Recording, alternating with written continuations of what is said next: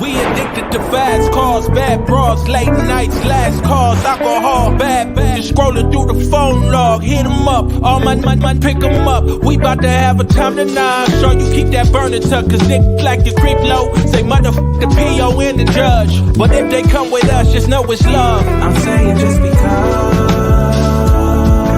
Yeah. Cause we been coming from welfare, medical, healthcare, living in the hood is hell here, hell yeah. I'm saying just because. Love. I watched my mama and my daddy struggle with the bottle. I watched my cousins and my brother banged out full throttle. Driver's seat, we bout that action, we ain't sitting idle. And even when they melanated, still a rival. I ain't about killing, but I'm about survival. And we be praying to the Lord, but still ain't read the Bible. And put that pedal to the floor with a savage title. Hope we don't crash out. Shawty out, seeking attention, she got that out. What is freezing? Does he know you using that?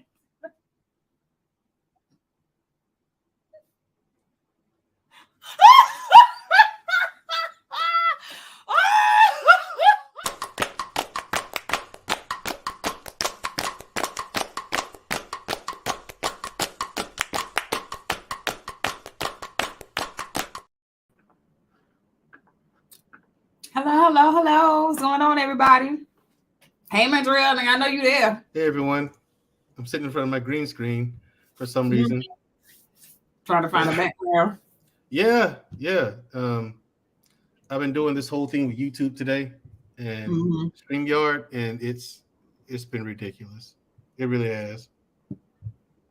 But, you know, we'll get it right. We'll get it figured out. Yeah. It's just You figure it out. It wants to do what it wants to do. Right. Regardless of what you tell it. Yeah. Which one? YouTube or StreamYard or both? StreamYard. Yeah. That's what's up. So yeah. What's going on, everybody? Welcome to another episode of Unapologetic with Mandrell and Shu Shu. Last week, I know we discussed what did we talk about last week? Oh, is why don't you wear any makeup? Huh? Why don't you wear any makeup?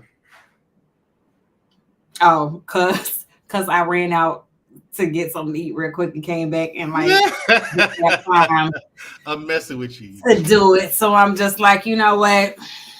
Here we go. This fresh face, whatever. Anyway, I'm still cute though. You can do that. Fresh face right out the shower. That's right. That's what we're rocking now. That's what you're rocking. I can't tell the difference. Listen. Since you know the manosphere claim they love Pearl so much, and Pearl doesn't rock makeup. Yes, she does. Yes, she does. Pearl rocks makeup. Pearl rocks makeup, and she's still ugly. You can't fix it. I'm sorry. She's ugly. She is. She's not an attractive woman. Y'all leave. You just stop. Tell her to leave black people alone. Well, she got black employees quitting now and everything like that because she's a racist. So there's that. Of course. But then you still got Sambos out there who support her. I don't think our race can go too far until we first get rid of the Sambos. By the way, Uncle Tom was what the show was about. Would you really back me up here? Uncle Tom, by the way, people, was the hero in that book. It was Sambo that was the villain. Right. Well, that's not what the show is about. So we're not gonna go on that time. And I know we'll do tonight is gonna be like the chat might be a little like thin because everybody's talking about the Carly Russell case. Basically, just came out that she was lying. And she faked her whole. She was actually lying. Like I thought that was BS. Come on, she wasn't lying about that. No, she faked her kidnapping because the police released the footage of like her on the highway. They found her car, pulled off the highway. They didn't see anybody come up and like snatch her or anything. They didn't see a toddler, and then I guess they confiscated like her computer and stuff. Excuse me, and on her computer, like. They found she in her search history, they found like searches about like the movie Taken, like, and just a bunch of incriminating evidence that where she was researching how to plan a kidnapping. And then when she claimed to be released, like whoever, like the kidnappers were that released her, like, you know, or she got away. I think that's what it was. She got away. And then like she told the police like she had ran home and like, you know, she was all distraught and stuff. But like a couple of Ring cameras, like from the neighbors who they Ring cameras caught her walking up the block, and they was like, she was just casually walking, like it wasn't nothing, like it was just a regular day. And then once she got to the house, officers start acting a fool, like like girl, stop playing. Girl, they got cameras everywhere now. Like you just can't. Certain things you just can't do. I'm mad that the cops used the Ring cameras on the neighbors, the neighbors' houses. Well, you don't need CCTV footage now. You got Ring. You can just, hey neighbor, let me get this footage. Right. You know what I'm saying? I mean, so right. It's evidence. You know what I mean? It is. I mean, that's actually what the Ring camera's for. Mm-hmm. To record people who may be up to shenanigans at your front door, and so you can see who's ringing the doorbell and whatnot. Right. Real quick, I just want to give a shout out. Blackman Unfiltered. We see you over there. Shout out. Von Bryant, how are you? Peace, joy, and greetings. Thank you for coming through as always. Dr. Nakumbe, thank you so much for coming. Nakumbe. Oh, Dr. Nakumbe, I'm sorry. Nakumbe. Nakumbe. Listen, my heart's in the right place. I apologize. We appreciate you for coming through. Dub Will, what's good, bro? I thought you better than that. Anyway, we're gonna go ahead and jump into the topic of tonight. I thought you better than that. Stop it. Tonight's topic is Afterlife, fact or fiction. Yes. So y'all gotta excuse Mandrell because he might be trying to be a little deflective and trying to be like, you know, extra sarcastic tonight. Really, because he's like trying to escape the fact that he's had near-death experiences, or like, is it near death or like you just died and came back all together?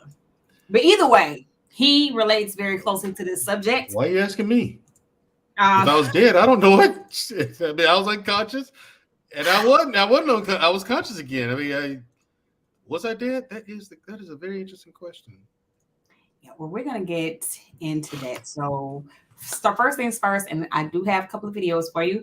And so the first video is what is Einstein's take, so in science take on, like, you know, the afterlife. And I have a video clip where the scientist is explaining what Einstein's theory was about death and the afterlife. So admin, cue up video 1, please. Created all of space and all of time at once in a big whole something. So every point in the past and every point in the future are just as real as the point of time you feel yourself in right now. Einstein believed that literally. One of his best friends died, and he wrote a letter to this person's wife talking about how his friend still exists. Time is a landscape, and if you had the right perspective on the universe, you would see all of it laid out in front of you, all past, present, and future as a whole thing. And he said, you know, your husband, my friend, is just over the next hill. He's still there. We can't see him where we are now, but we are on this landscape with him, and he still exists just as much as he ever has. Einstein believed that you...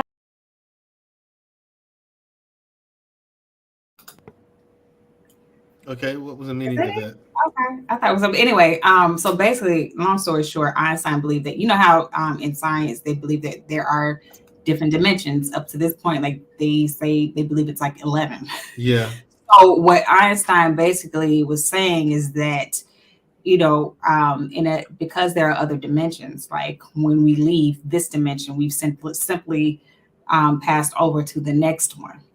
So like, let's say, okay, you know, we exist in the third dimension.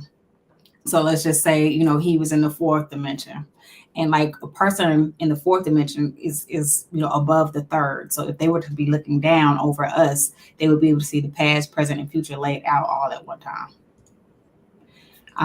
But basically that was his whole thing. You don't like, I guess, disappear, that you just go on to another place in the universe. So that's what that is. Shout out Dre Blanco. I see you. What's going on? Thank you for coming through. We just talked about the afterlife.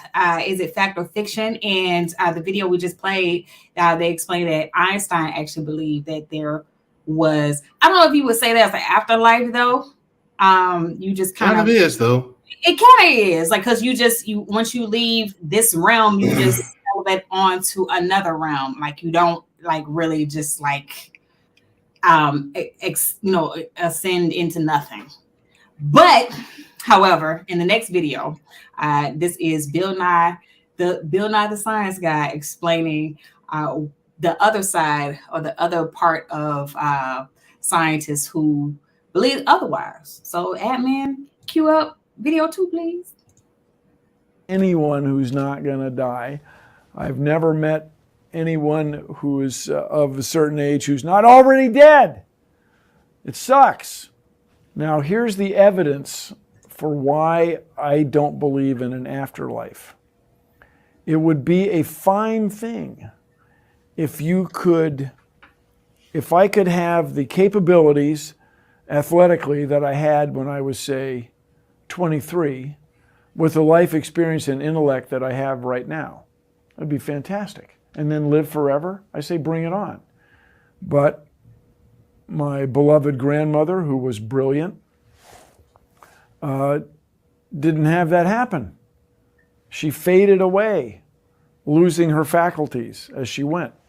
People my age have a lot of grandparents and parents who are not as sharp, certainly not as athletically capable or physically capable as they were when they were younger. And so watching ourselves die is, to me, overwhelming evidence that there is no life after death. There's certainly it doesn't seem to be any reason to think that when you die, you go back to your optimum age, at your optimum athletic ability and your optimum intellectual sharpness. And if it turns out that that's true, that you do die and have all this intellectual sharpness and athletic ability, cool, bring it on. That'll be great. But what would you do differently? What would you do differently if you knew for sure that you were going to be immortal when you died somehow? Would you start committing crimes?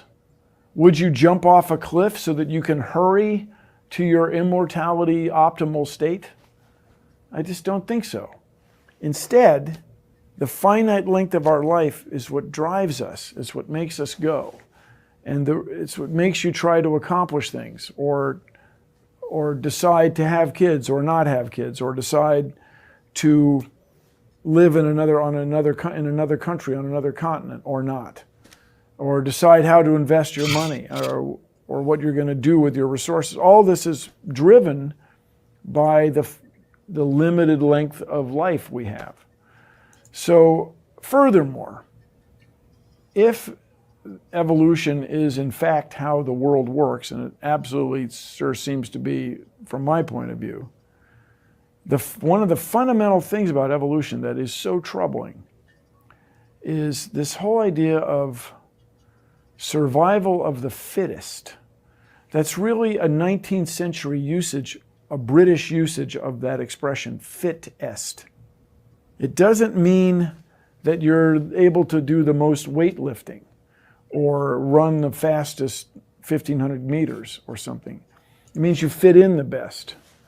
And the troubling consequence of this is you don't have to be perfect or super person. You just have to be good enough from an evolutionary standpoint. You just have to be good enough to pass your genes on. After that, evolution, if it were an entity, doesn't really care about you, man. You had your kids, your genes are passed on, and you expire. You lose your faculties as you run out of steam, and that's just how it is. Evolution, certain diseases catch up with you, certain autoimmune problems show up, certain viruses and bacteria, parasites get you. Nature doesn't care. You were good enough.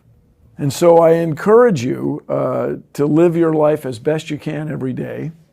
And as far as putting my brain in an electronic receptacle for all time, it sounds great. But I will evaluate it on a case-by-case basis. Do you want to be stuck in an Apple product the rest of your life, or do you want to be stuck in a Microsoft product? It's a tough call. I'm sure books will be written. We'll see.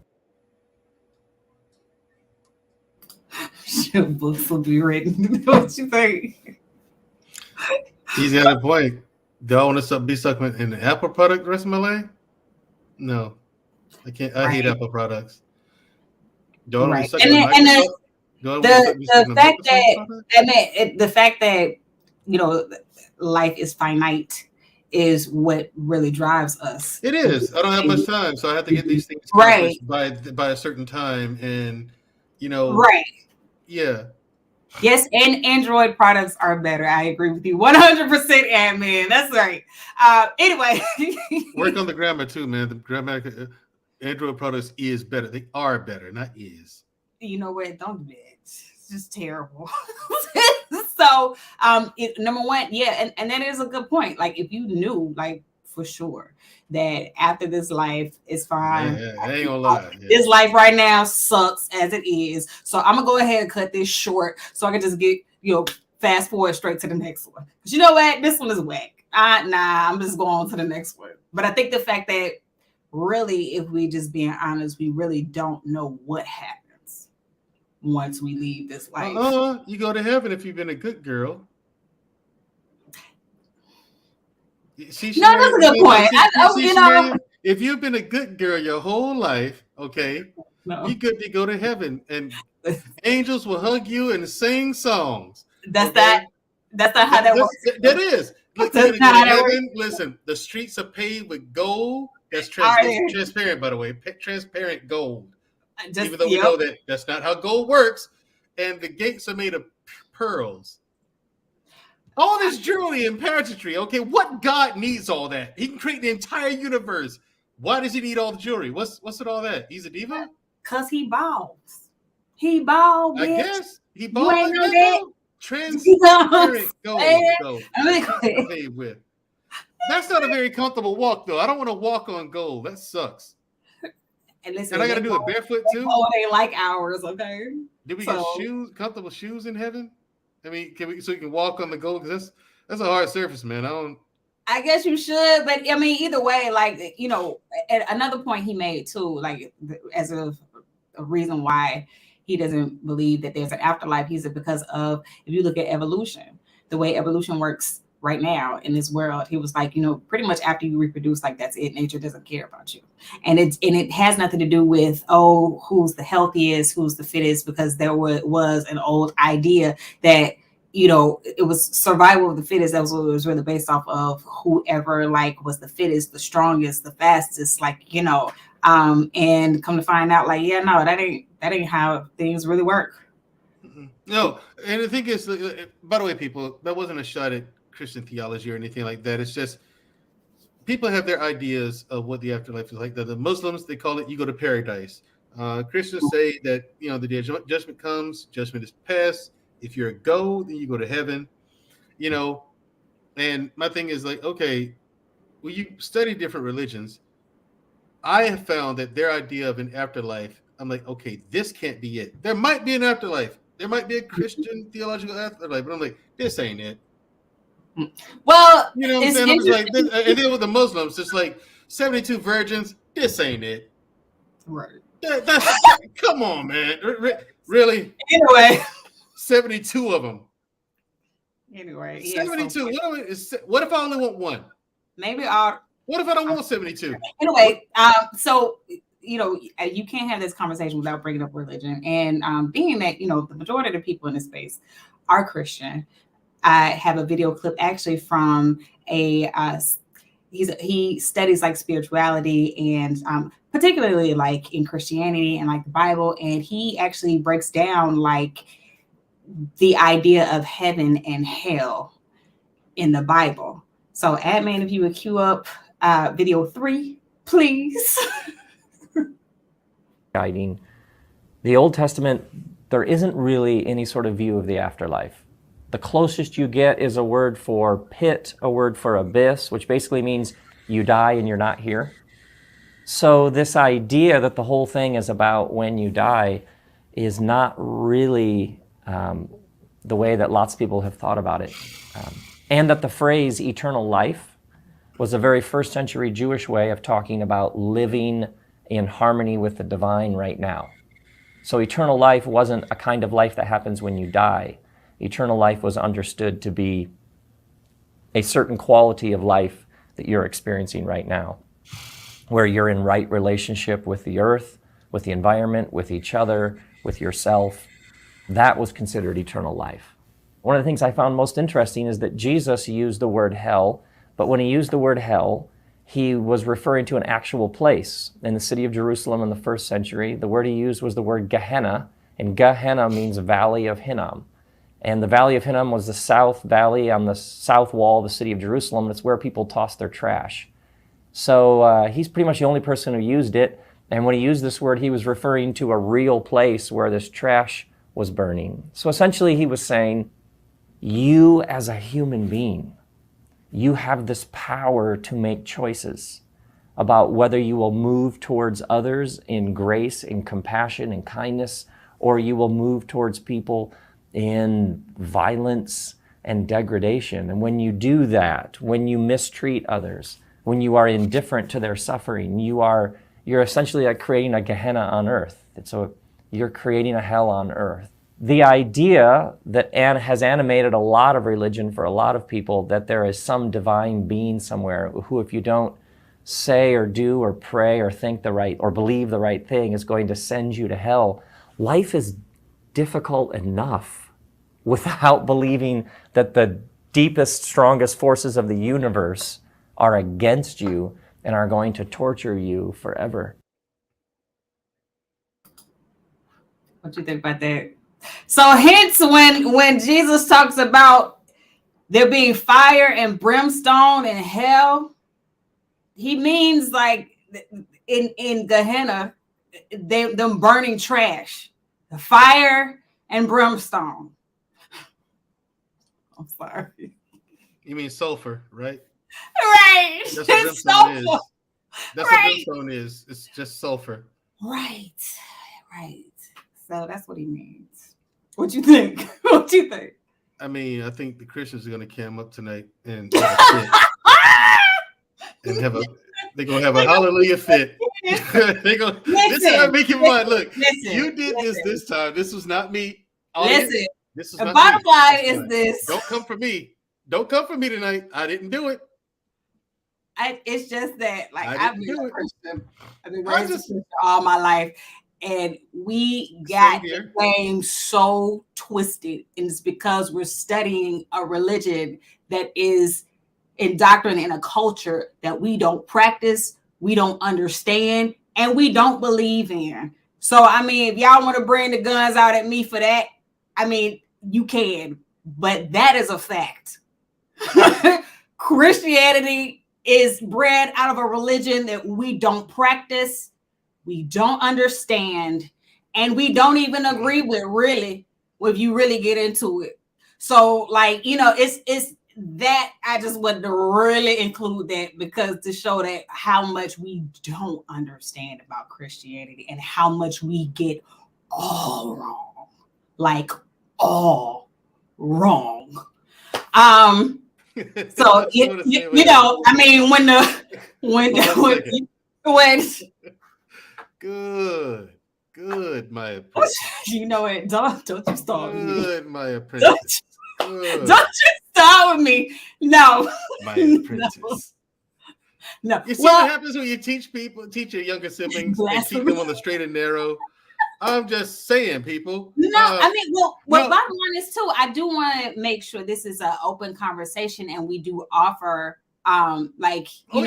definitely. Like, because like in the scientific community, you have some scientists that believe that there is another dimension. There's somewhere we go when we leave here. Absolutely. And then you have scientists who don't believe nothing happens. Like, once it's over, like, that's it. Nothing Yeah, happened. and that's the thing. And that's the thing. Like, you know, like you said, Einstein believes that since we live in the third dimension, he believes that once we die, we don't actually perish forever. Right, He believes that we actually transition to the fourth dimension, to another dimension. You know, and that's an interesting concept. You know what I mean? You have, and like you said, you have scientists who believe that there is an afterlife. There's something there. Some that don't, and you know, it's because they go with the evidence that they have. The ones who don't believe, it's because they simply go with strictly the evidence that we have. You know, today. It doesn't mean that we won't discover something tomorrow or next week or maybe 100 years from now. We may discover something differently, you know. But I agree with you wholeheartedly that when it comes to religion and what we believe in, I think that largely, I mean, to a massive amount, we have things just completely wrong. I think we're just wrong about it. And that does not mean that I'm saying that there's no God. I'm not saying that. I just think the religious part is where we mess up. Yeah. It's a good foundation. Yeah. You know what I'm saying? But the thing is, but it's like kindergarten. That's what going to church is for me. Studying the Bible, learning what you need to learn from there. That's kindergarten. Now the rest of them grades, you're supposed to graduate from kindergarten, people. But from there, you're supposed to take those lessons and go out into the world and apply them and grow from it. Or I think a better idea is to get a better understanding of what it is you're practicing is to actually try and understand like Jewish culture, like from where it started from, because like the certain word and etymology, like, you know, shout out to Noble, the world class. Don't shout him out. What words mean. You already got his nose in it. Yeah, enough. Not because that's real. That's real. Because and then it enlightens you more. It opens your eyes more. It does. And you know, so I'm not gonna go on a tangent about that. Because I got 3 more videos, and these are very interesting. Actually. No, Sean, Buddha is not a god. That's not the Indian Jesus. No, Buddha never claimed to be a god. In fact, he specifically said he did not want to be worshipped as one because he's not. He's simply a man. Right. Well, what I'm about to bring up now at this point is interesting because this doctor, his name is Dr. Bruce Grayson. He actually has spent his whole career studying near-death experiences, and he has like talked to like all his patients have died or had some kind of experience where they died and they came back to life, and they report to him what their experience is like. So we're going to go into that. Admin, cue up the first video, please. Sense of spirituality after a near-death experience, by which they mean roughly a sense of connectedness to other people, to nature, to the universe, to the divine. One of the questions that people often ask about near-death experience is whether they provide proof that we survived death. They don't provide proof for other people. They certainly provide proof for the experiencer, but not for the rest of us. But there are some experiences that do provide something that's at least evidence, if not proof. And those are cases in which the experiencer encounters a deceased individual who was not known at the time to have died. One person that I know, Jack, was hospitalized in his mid-20s, and he had one nurse who worked with him every day. And one day she told him that she was going to be taking the long weekend off and there'd be other nurses substituting for her. And while she was gone, he had another respiratory arrest where he had to be resuscitated. And during that arrest, he had a near-death experience in which he found himself in a beautiful pastoral scene, and there to his surprise was this nurse, Anita, walking towards him. And she said, "Jack, you can't stay here with me. You need to go back into your body. And I want you to find my parents and tell them that I love them and I'm sorry I wrecked the red MGB." He then woke up back in his body in his hospital bed. Trying to tell this to the first nurse who walked into his room, she got very upset and left the room in a hurry. It turned out that this nurse of his, Anita, had taken the weekend off to celebrate her birthday, and her parents had surprised her with the gift of a red MGB for her 21st birthday. She got very excited, jumped in the car, took off for a drive, lost control, crashed into a telephone pole, and died just a few hours before Jack's near-death experience. Now, there's no way he could have known or expected that she was going to be dead, and certainly no way he could have known how she died, and yet he did. And that seems to be evidence that something about this nurse, Anita, still persisted after her death and was able to communicate accurate information to Jack. Does that mean we live forever? Not necessarily. It certainly means something about our minds can survive death of the body, at least for a time. Yeah, the average is 5 minutes. 5 minutes after your body dies, the brain takes about 5 to 10 minutes, somewhere in between. Because someone actually tested it on themselves. He put himself in the guillotine, chopped his own head off, and blinked his eyes until he stopped. Some people think that's just myth, but that's actually a fact. That actually did happen. Who did that? Forget the guy's name, but he actually did that. Yeah, he wouldn't prove it. Okay. So he did it to himself. I mean, well, I guess that was his last gift to mankind, you know. Yeah, we know the brain lives about anywhere from 5 to 10 minutes after the body dies. So, I mean, that could be what the nurse is experiencing. You know what I'm saying? Mm-hmm. Because the brain doesn't instantly die once the body's gone. There's still brain activity, a lot of it, you know, after the body stops breathing and the heart stops beating, you know. Mm-hmm. Well, I mean, there are like different like spiritual experiences that people have. I think at the very beginning of the video, it was kind of cut off a little bit, but the guy, I think it's Dr. Bryson, he was explaining that one common factor of like near-death experiences is there's always some kind of spiritual change that happens with them. And typically he was like, you know, it doesn't necessarily mean that we, you know, there is an afterlife or that we live forever, but typically what happens too is like the person who has the near-death experience like ends up running into or meeting someone who has died already, but doesn't know, but everybody, or, you know, doesn't know that they're dead just yet. Like I remember a friend of mine, she was talking about how she got in this real bad car accident where she was like ejected from the car. And she was just like, she just remembered it being black, and she saw one of her ex-boyfriends. And she just remembered him saying, "It's not your time, boo." And she woke up. Like, you know, she was all messed up. She was in the hospital, but, you know, people have all, I've watched quite a few videos too, and listened to people's stories about like near-death experiences and stuff like that. And I mean, it is, you know, amazing and just, it's crazy. Like some of the things that they report that they see or that they experience. So, you know, I don't think they just making stuff up. I mean, it's got to be something to it. I don't know if y'all saw the Breakfast Club interview where they had that clairvoyant on there. What's the lady's name? Dang. Aries I think that's her name. Okay. And she was doing readings she did a reading on Charlemagne, on Angela Yee, and DJ Envy. And when it came to DJ Envy, he was like really reluctant about it at first. So she did Charlemagne and Angela Yee first. And then when she got to Envy, he asked her, like, you know, does she see his uncle, one of his deceased uncles? And like, because, you know, clairvoyants have a reputation for being able to speak to spirits that have passed on. You mean the departed? Yeah, that have departed. And so, you know, she actually, you know, called for his uncle. And like, you know, she got quiet because like, she was like, they're talking to her. And like, you know, she was like spitting out to him, you know, the things that he was saying. DJ Envy ended up tearing up. He started tearing up, you know what I mean? So, I mean, it's something to it. I think there's something deeper than we understand. Man. I mean, DJ Envy is not a good example. Anyway, you missed the point. And then we're going to go to the fifth video. You didn't make one. Huh? You didn't make one.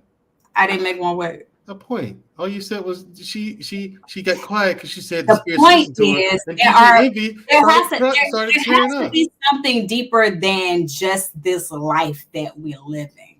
Okay. There has to be other realms. There has to be other worlds, other something.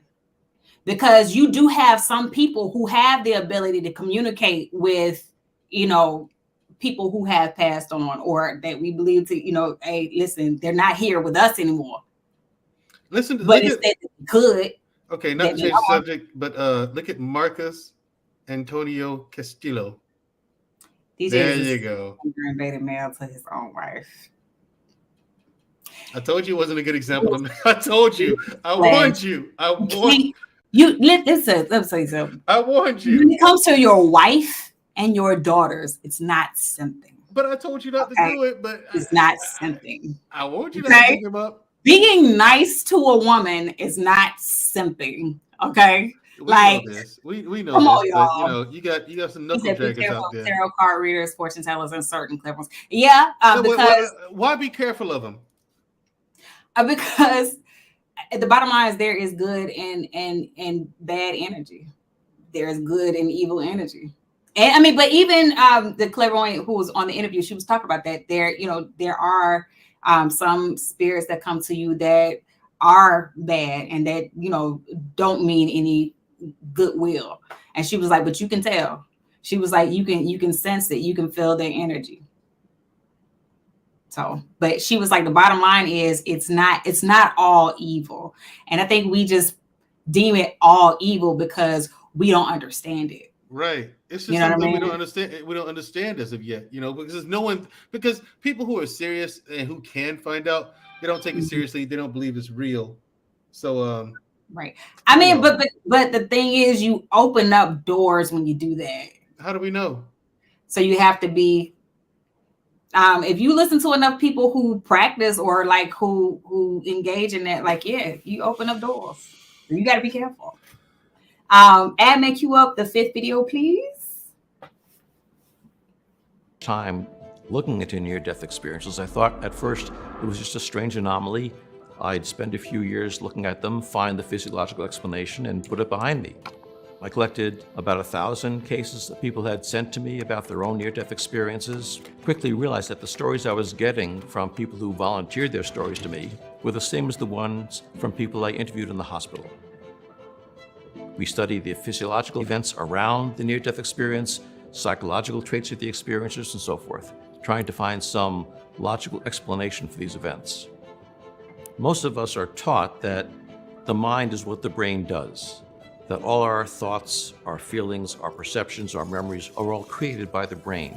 However, that's not the whole story, and we have hundreds and hundreds of experiences that occur during a cardiac arrest or deep anesthesia when we know the brain is not capable of functioning well enough to create complex thoughts and feelings and memories.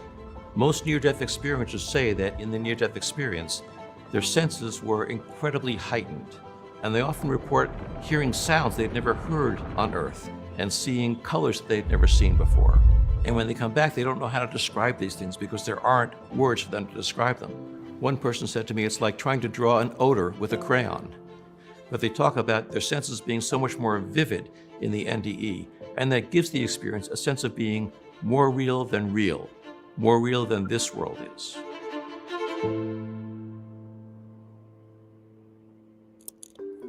Most near-death experiencers are pretty much the same around the world and through the centuries. Pliny the Elder wrote about a case like this in ancient Rome in the 1st century. We've gotten examples of near-death experiences from Western Europe, from the Middle East, from Asian cultures, Hindu Buddhist cultures, and from early cultures, Australian Aborigines and Native American societies that sound just like the stories we have today. However, how they describe these phenomena is influenced by their cultural background. For example, people all around the world will talk about encountering a warm, loving being of light that radiates unconditional love towards them. And if you're talking to someone who is raised in the United States, they may identify this as God or sometimes Jesus, whereas someone who is in a Hindu or Buddhist culture will not use those terms. Some of the lessons that near-death experiencers bring back from this event relate to what they find makes life meaningful and fulfilling for them. And the primary thing they talk about is this sense of being interconnected with other people, about how to make this life more meaningful, more purposeful, more fulfilling. I think a reason many people find near-death experiences interesting is because they hold out the promise that will explain to us what the soul is, whether there is an afterlife after our bodies decompose? I think those are good questions. I don't think that's the most important part of the near-death experience. I think they do tell us something about the possibility of surviving bodily death. But I think the important part of near-death experiences is what they tell us about this life we're in now. What you think? It's very interesting. He's right. Nearly every civilization known to mankind has, since communication with either texts or pictures, basically writing or drawing, since humans figured out how to do that, we've all, throughout every civilization who's able to communicate that way, they've all described something in the context of near-death experiences. Right. Every single one of them. You know, so I'm with you on this. I'm with you. I've joked around earlier. I was joking around, but there is a lot more to it. There's things about near-death experiences that we don't know. There's too much about the afterlife that we don't know. Is there one? We don't know. There's no evidence of it, but there's far more to life than we know or understand. There is something to the near-death experiences. Yes, there is. There's something to the whole magic thing. There's something to it. You know what I mean? Do we know what it is? No. But I think that we've been conditioned to fear it. So we stay away from it, and we condemn anyone who either even studies it or tries to understand it. Right. So, you know, and that's to our detriment. Right. Right. You know, so yeah, he's right. There's something to it. And he even alluded to like what we talked about last week, where he was saying that, you know, people talk about near-death experiences when their senses were real heightened, but they were but the same things, they were unconscious. Right. And as we showed everyone last week, when the conscious part of the brain, when people are in those sleep states, the comatose states, the conscious part of the brain is nearly turned completely off, right? Right. But the rest of the brain firing like the 4th of July. I mean, it's an overdrive. Right. And so it's like, which heightens the rest of the senses of the body, even senses that we don't necessarily know that we have. Right. So we're able to perceive more. And I like how one person he talked to explained it. Like, he's like, it's like trying to draw odor. Right. With a crayon. Yeah, right. Brilliant analogy. Right. Yeah. Brilliant analogy. Because it actually is, you know, you and I've talked, you know, I've had near-death experiences myself. Yeah, it's like that. Right. It's like if you're trying to draw a smell. Right. It's ridiculous. You know what I mean? It's so it's very hard to find words to describe it. And that's why it's difficult to explain, because we haven't not experienced it enough to be able to relate it to, find anything in the conscious world to relate it to. Yeah, to relate it to. Right. So I got one last video, and I want to get into your NDE, your near-death experience, because I got to talk about that. If y'all don't know, Mandrell died and come back, and that's for real. Like, that ain't no joke. Like, he is. So I mean, if you feel comfortable talking about it, you know what I mean. So yeah, that's where he gets his hard exterior shell from. He don't want to be vulnerable. He don't want y'all to see him crying and whatnot. So it's cool. It's all right. I'm not gonna cry. I know. What's wrong with you? I'm just playing. I mean, like, on the real, he has had near-death experience before. Yeah, that's true. I mean, you can stop it. See, they don't take it seriously. You just told them that I've literally perished. Yeah. I wasn't here anymore, and they left. Mandrell died. Okay. See, this is why I cuss y'all out. You know, this is why I talk to you the way that I do. This is why. Why would I care about your feelings? You care nothing about me. I was like, you see, people, I told you. See, I told you. He the man who's the master of etymology, parse, and syntax. Look at what he spelled that. Look at that. Look at that. Look at that nonsense. I'm so good. Anyway, admin, cue up the last video, please. The world class, huh? Right. Said without any doubt in their minds that we do continue after death.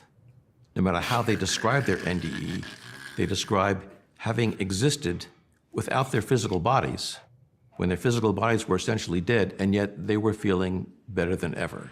There's got to be more to the world than just the physical realm to explain these events. I think the ultimate question raised by near-death experiences is, what are we as human beings? Are we just physical machines? Are we spiritual beings? Are we some amalgam of both? I don't know the answers, but now I'm much more comfortable with not having the answers. I think the important part of near-death experiences is what they tell us about this life we're in now, that we're all interconnected, that we aren't individual people, but we're part of something greater.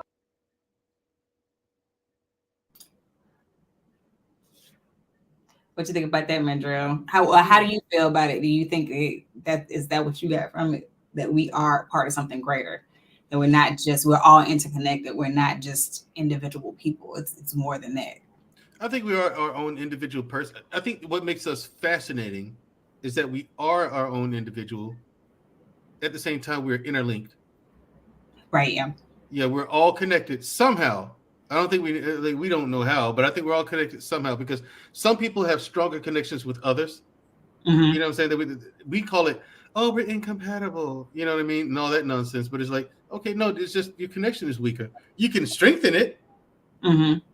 You know what I'm saying? Or you can leave it weak and just move on. But, and some people don't get along because some people pull in more negative energy. But we're all connected because that's why we're able to feel the energy off of one another. Right, yeah. We are all connected in some way, shape, form, or fashion. We just don't know how though. Yeah. It will make you think deeply about life and purpose. And that's true. I told you before, I've given people this answer. Mm-hmm. What makes us unique as human beings? People like, I have to find my purpose. God has a purpose. No, he doesn't. You're human. Other things do. Other things that bees pollinate. Other, cows tend to the landscape, make sure, grass doesn't get out of control, and they fertilize it to bring new life from the grass they ate. Everything has a purpose, right? Except for human beings. Apart from procreation, we have only one purpose in life. Which is that we create our own purpose in life. Mm-hmm. Of all the creatures in all the universe, in all the worlds, in all the of all of creatures on the earth, nothing else can make such a boast. That is our purpose. I truly believe that, to make our own purpose. Even though, because it goes back to do we have free will? Because we are still a part of the ecosystem, the greater the greater sum total of what this world is. But that's so. But keep in mind. But keep in mind, we're part of the ecosystem, right? Mm-hmm. Who's destroying it on a global scale? Well, yeah. I was gonna say because I was gonna say at the same time now, tsunamis and hurricanes and all of those, which we I would say we agitated. You know what I mean? We because of how we live our life, we're doing a pretty good job of killing it. Worse, we know it. But at the same time, this is why they say they threw out the theory survival of the fittest. Because sometimes it's not that you are the healthiest or the strongest. Some people survive in certain places, certain environments, not because they're the strongest or the healthiest, but it's because maybe tigers just usually weren't in the area where it's a bunch of tigers.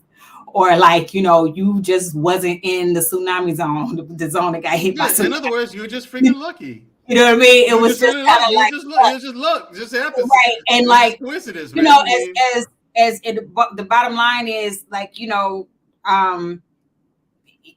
there is loss in the world that we don't necessarily contribute to.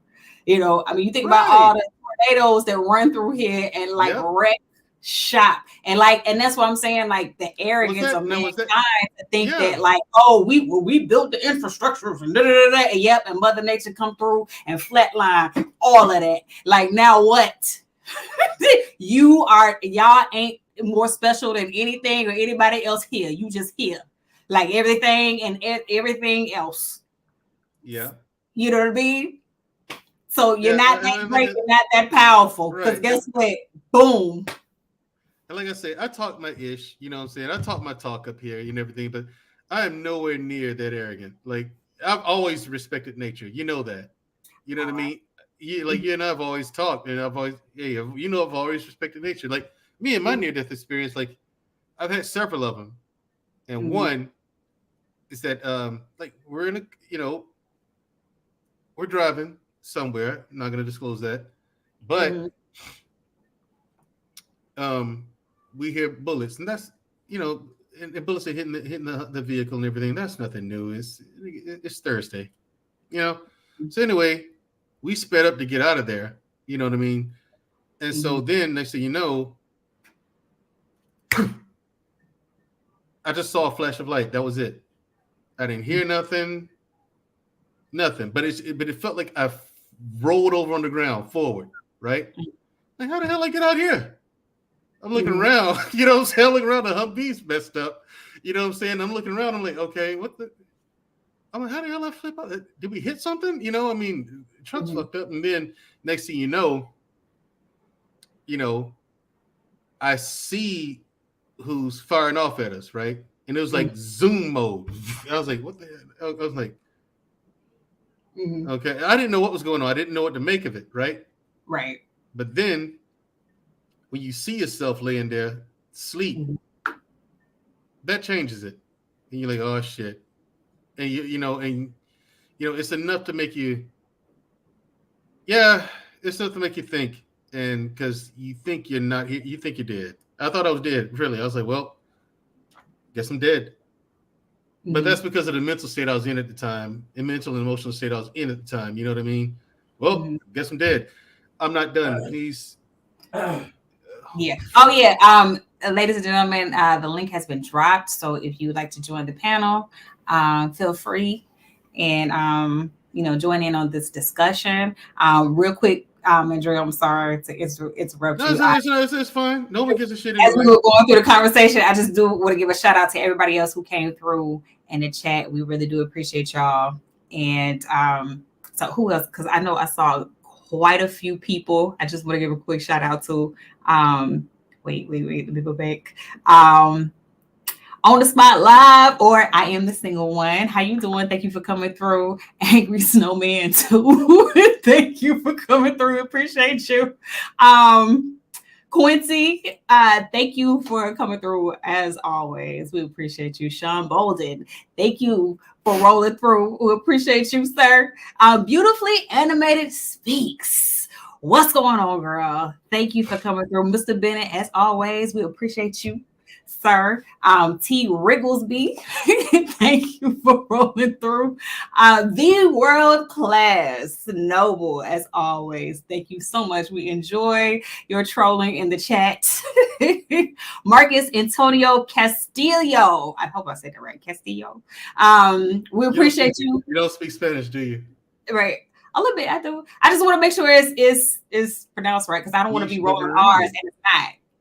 But anyway, Quantum Dean of Metaphysics, how are you, ma'am? Thank you so much for coming through and supporting. Hey, I know, right? That's the homie. Night-ish, too. I see you. Thank you, sir, for coming through. Who else is through in here? I just want to really, really give a shout out to everybody, because we appreciate everybody for coming through. Miss AKA Lady, hey love, how you doing? What's going on? Thank you so much for showing up. Dawn Harden, how are you? Oh, and yes, I am Mandrell's sister. Right, we are brother and sister. We're blood related. Actual blood related. Grew up in the same household, same parents. Yes. Yeah, thank you for that. Who asked that? I think that's Who asked that? Dawn Harden. Okay, that. Yeah.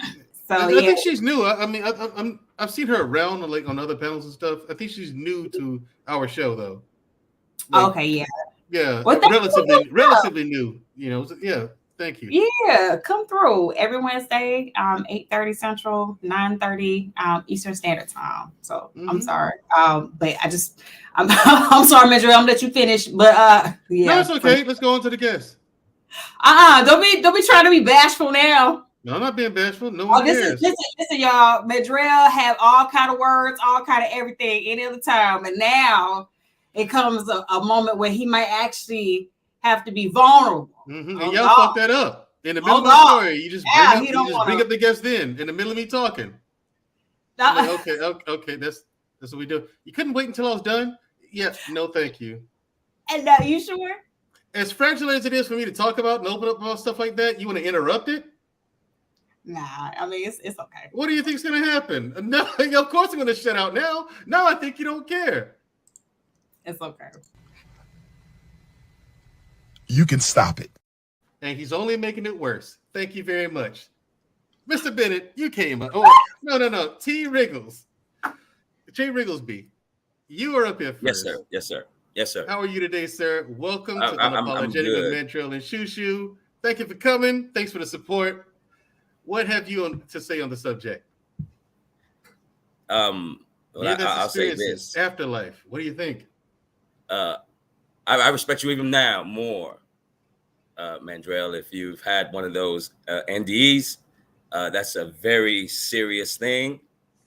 And there should be no debate about this. I mean, you should know now, Mandrell, by when we say that the expression goes life after death. There's an expression like that, correct? Mm-hmm. So that's not a joke. You know, I like to start it out by saying, you know, I like asking people this question.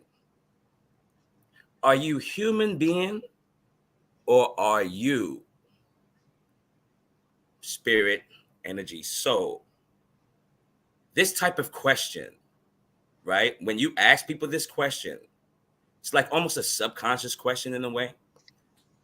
Basically what I'm asking, you know, are you human or are you spirit? What order does that go in? And so let's just clean up the air, right? The order, how it goes is your spirit first, your energy, soul, whatever you want to call it. You're that first, having a human experience, right? I just want everyone to know that. That's something that everyone should know. That shouldn't be up for debate. And the people that answer this question and say, oh, I'm a human being. I'm a human being. Well, what you have just done, you have cut that side of you. You've cut that completely off from your conscious mind, right? Our best teacher in the world is when you go outside. And the simple lesson is when you see the sun and then you see the moon, right? You are living in a duality world. So you have your physical side and then you have your non-physical side.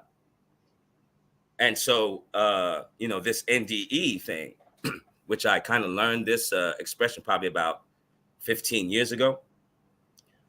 At 8 years old, I was in Jamaica. You know, I've got Jamaican blood running through my veins. And so my family and I, we took a trip. Well, a very long walk. And we got to the beach and there was no one at the beach at the time. It was just my family and I and a couple of friends. When this happened, for some reason, my mom kind of held me back for something. And so my brothers, my older brother, everyone went out into the water. And my mom was holding me back for something. I don't know why. And so I dashed out there, not even knowing how to swim. And so when I dashed out there, I went under. And if you can kind of like visualize this, I've got friends and family here. Here's the shore, and I'm smack in the middle. And so no one saw this event happen to me. So I'm fighting for dear life, fighting. And then at one point, as I'm fighting, I'm trying to get to the water, I just accepted it. I got to that point where I said, at 8 years old, game over. It's over.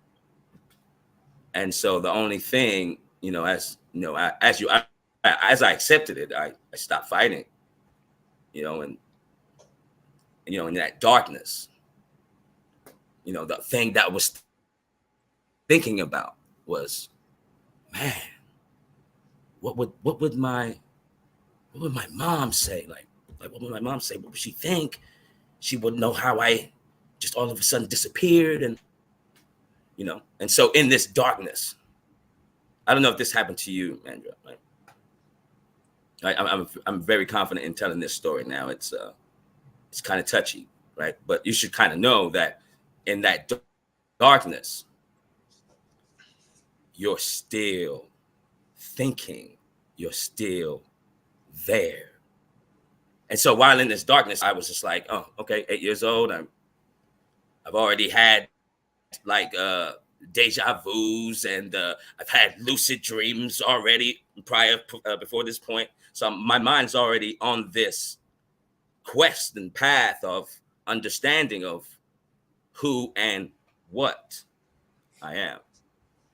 And so in that darkness, out of nowhere, y'all, like just say if you shut your eyes, you know, you got your blank screen, and out the top right corner came this book. And as this book came, it started to come closer to me, closer and closer and closer. It's sitting right here, and it's closed. And then it opens. And when it opened, I give you the sound effect. It just went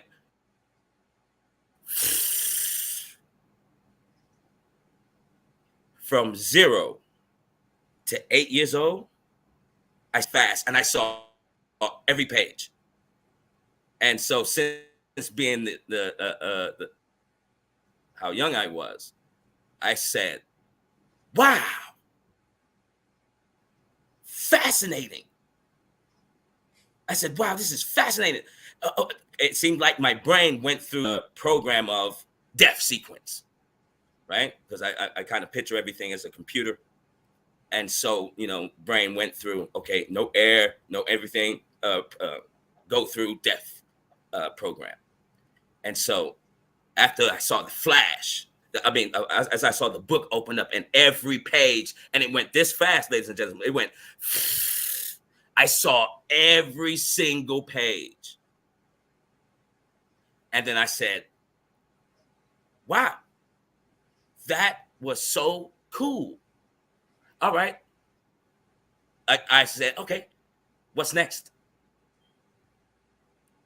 Like, this is how excited and intrigued I was about this whole thing.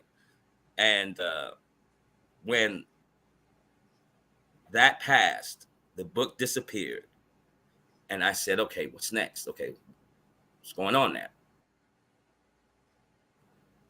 And then all of a sudden, I just felt hands grab me from my back, my armpits. And then all of a sudden, someone pulls me out the water. It's weird. Then I gasp. I go, and the Jamaican man, you know, I just stared at him like, whoa. And then he said, hey, go back to the shore. And I went back to the shore. And as I hit the shore, I just saw my parents. I saw all my uncles and my aunts that was there. And mind you, we were the only ones there. And as I looked at them, I said, I'm hyperventilating. Then I said, you know what? They're having too much fun. They're smiling and laughing, and I don't want to disturb anyone. This is the adults are having too much fun. I was very aware. And so I turned my back to, and I scanned the whole beach because I wanted to see the person that grabbed me out of the water. And as I scanned, hyperventilating, like going through all of that, because I just went through this little process here. And then as I scanned the whole ocean, there was No one. I'm still hyperventilating, and I was so shocked that no one saw me, but I'm a second child, so they don't pay attention to the second child too much. So I looked at the sky and the whole ocean, and there was no one. And then from that point on, I got into a real serious quest. And that quest, because after that point, I asked a question. I asked a very important question, like, how is this possible? And what is this? And I started to question everything. So since that point, I've been on this quest of understanding this whole thing. So I've got some answers, and I've kind of solved some puzzles where you guys are not supposed to know certain things. Understand that. Everyone here, you got to understand that there are certain things that they do not want you to know. And if you do know, or you figure some things out, just as I have, right, you will be put on a list. And that list, they call it a TI list. Some of you may have never heard of that before, right? A TI is a targeted individual. And if you get put on this list, right, because I'm not afraid to talk, because change is coming. I don't care what anyone says, right? The blind leading the blind and all of that shit gonna stop, right? We are going to be part of this change. Everyone know that. We are part of this change that's coming. You feel me? And so I've got some things that you should know that you're not supposed to know. Right. Well, and so when you get put on this list, we don't want to get our stream shut down. I don't know if you guys are aware. You can tell us in the back chat, like, but like don't put us out there. The after show. Yeah. We don't want to get the stream. Yeah, we want to get the stream sitting down. YouTube will do it. They'll take your shit. My bad. Talking about the wrong stuff. They'll take the channel. They'll take the stream down. Then they'll take the channel. Oh, okay. Yeah. They'll do it. No problem. I'm sorry. I just forget. I'm forgetting. My apologies. You know no what I'm saying? Problem. No problem at all. You know what I mean? No problem at all. No offense taken. No. My apologies. You know what I'm saying? Sorry. I'm a revolutionist. You know what I mean? I kind of know that. I just want everyone to know. Also, like, hey, we are all experiencing. Right? I'm gonna switch. I won't put anybody in harm's way. Right? Oh. I just want everyone to know we are experiencing the second form of slavery, and this second form we're experiencing is the mental one. I just want everyone to know that. Do you know what I mean? And it's going to be the hardest thing. This is going to be the hardest thing for your mind to accept. Okay. Well, you know what, T. Wiggles? We're gonna put a pause right there. We're gonna have to come back. We're gonna come back to you, okay? Because you know what I'm saying? We don't want to get shut down, but like too early. Oh yeah. Sorry. I thought we were being unapologetic. They'll cut us. I'm sorry. I thought we were being unapologetic. Sorry. Right. But thank you so much for sharing your story. I know it's like I said, this is a sensitive topic. And Mandrell, we're gonna come back to you too. Don't think you running. Okay. See, now he wanna, he don't want to get all sentimental. He wants y'all to see that part of him, but it's okay. I got you. Mr. Bennett, how are you? I am well. Good to be here tonight. Glad Mandrell was able to make it. I got a message in the back chat that you might need someone, so I was just stand by in case you need me to come on. But again, good to be here. Again, another interesting topic. I guess there were so many levels of dialogue tonight in terms of the videos and with the points that are being made. So I don't know where you want me to come in terms of a specific point that was made, or just my general thoughts on the presentation tonight.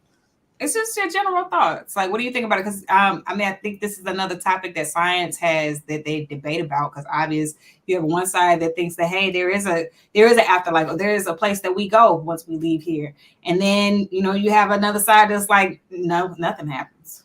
Like, right. Well, I certainly think, or I believe, and I hope that, I think, just as we talked about last week, that science and faith or spirituality will have some sort of convergence at some point. One thing I was thinking about during the videos was the idea that I was looking at some of the laws of thermodynamics. So like the first law of thermodynamics says that, energy cannot be created nor destroyed. Like it's always there. Mm-hmm. So if that applies to physical objects, could it apply to life objects like human beings or whatever, where you don't necessarily die, or if you go into like another form of existence, and could that be validating the rule? The second rule of thermodynamics saying that, there's always this state of entropy. So when you die, it's not like you come back. So, I never believe the idea that, you get reincarnated dozens of times, you come back as a cat or a rat or whatever, and you just live all these lifetimes or whatever. I never believe that either. And I certainly think that the earthly form that you have certainly, I think, has an impact on your spiritual existence, certainly going forward. Now, again, traditional Christian teaching talks about how basically you receive the body is created first and is filled with a spirit. And that kind of now when that debate happens, that's what this whole Roe v. Wade debate is about. Does it happen at conception or does it happen at a certain time, whatever? But the scriptures talk about how Adam was created from the dust of the ground, and then God breathed the spirit of life into him. So again, when that happens, that's the debate. So I definitely think they go together. And I think at the end of your life, I think your spiritual existence that comes after that is impacted by this life. And that was something that Abound said I think a lot of people, especially believers, oftentimes wrestle with. You have that new Christian experience where everything is about heaven, getting to heaven.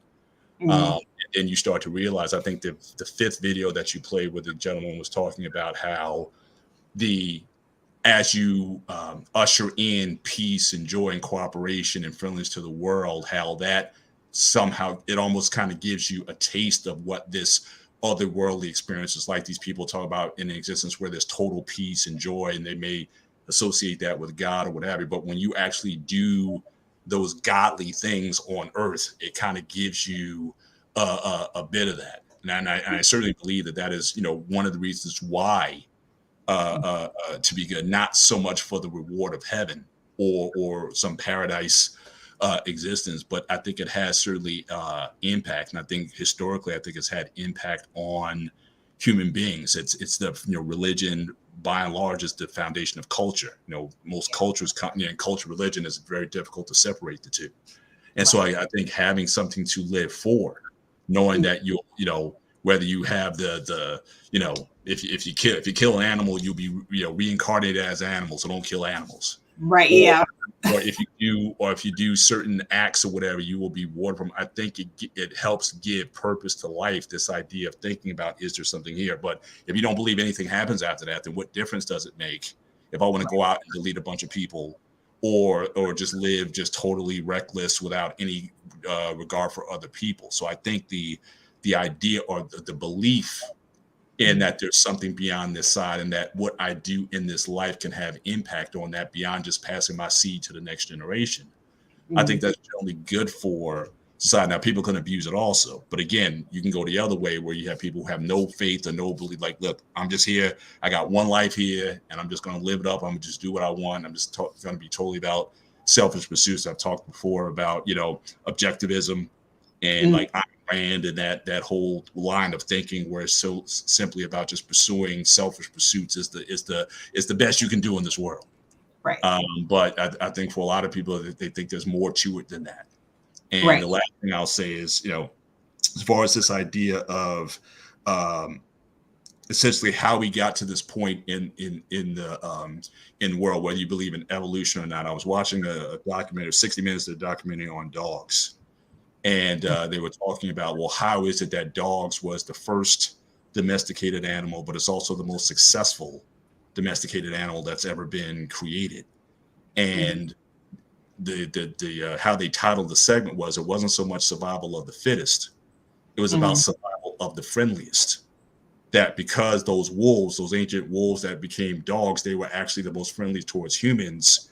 We were able to actually to bring them into our communes and whatnot, and we were able to domesticate them, and they became part of our culture. They also helped us develop agriculture and just a lot of the things that have come out to that. And so at the end of the piece, it talked about, well, that's kind of how, rather than thinking in terms of survival of the fittest, if we talk about survival of the friendliest, meaning that human beings living in cooperation and peace with one another, is how we're going to go forward as in future generations. And we best learn that. But you have some people flexing as if, the strong must dominate. So again, how wars break out, why you think you just have a right to go into someone else's country and just take their stuff because you think that right makes right. And you see the damage and destruction that is done, certainly in the 20th century. And we're seeing shades that we think we're beyond that, but that mindset is still out there. So, so again, if human beings are to survive, I was just watching some stuff earlier about the whole, they got the Oppenheimer movie coming out tomorrow, and just this whole atomic age that we're in, and just how we've always lived under this threat with that all this stuff can go if people just act stupid enough.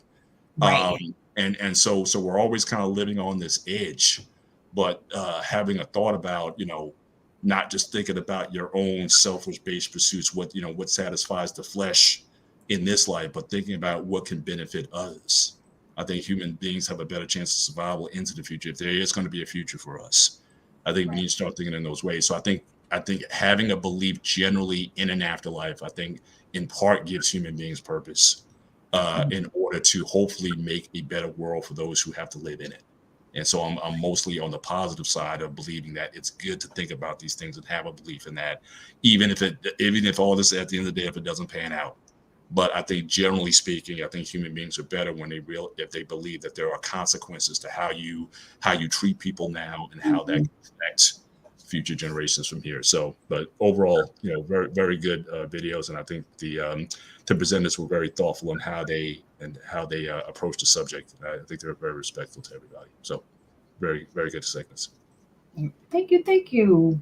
Beautifully animated speaks. What's going on, girl? How you doing? I'm good. How are you? Doing good. So what are your thoughts about tonight's show? Do you believe in an afterlife, or do you think it's just like nothing happens? Oh no, I definitely believe there's more to it. I mean, there is no one way to anything. You know what I'm saying? Everything has different levels and variations to it.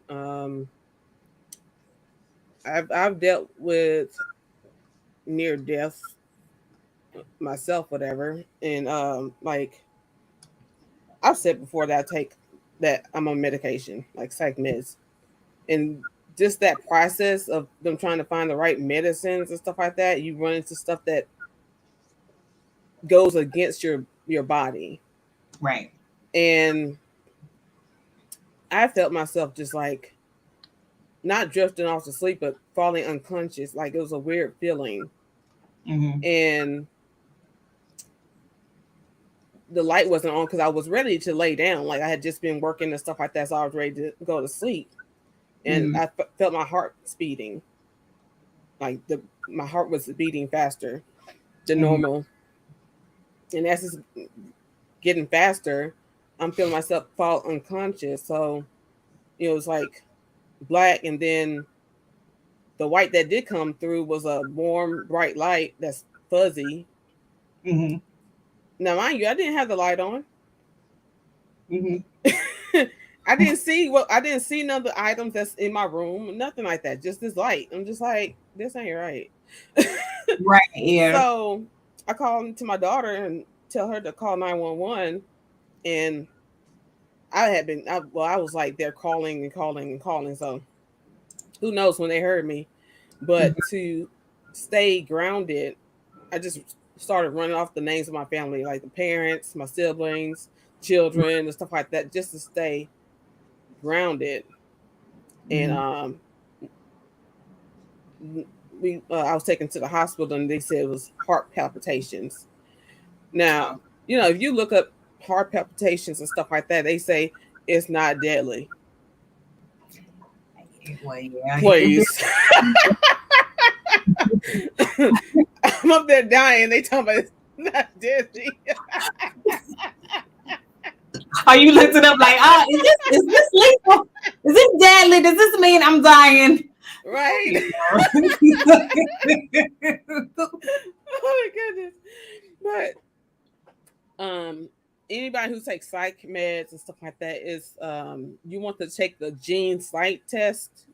Like tell your psychiatrist that you want to take a gene site test, and it tells you what medications are based on your DNA, what medications are good to take and what you cannot take.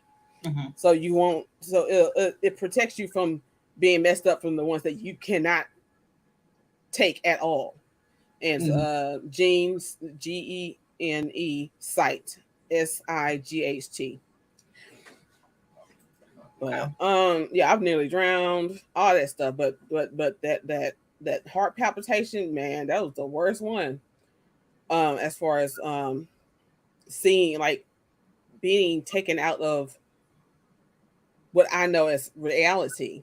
That was the thing. I didn't know what the hell I was. Yeah. And so I didn't know what to trust. Yeah. Because I've had I want to say before then I had a really bad asthma attack, and I didn't go through those type of changes with the asthma attack. Yeah, it's weird because when you start having the experience, you don't know what was a dream and what was real. Yes. Like, yes. You're just like, wait a minute, am I dreaming now? What was all that shit a few minutes ago? Yes. Like, why am I laying here waking up? Oh, it was a dream. Then it's like, well, I got these scratches on my arm from road rash from when when I slid on the ground. I was like, okay, if it was a dream, then like I was in the truck, my body. But I had road rash from, like, when you get on the ground, you stop yourself and you still slide on the ground with your hands. Yeah. My arms hit first, and I was sliding, and I flipped my hands over, and I actually stopped, braced myself, and stopped. All that damage was actually on my physical body. So it's like, whether it feels just a dream, what the hell is this?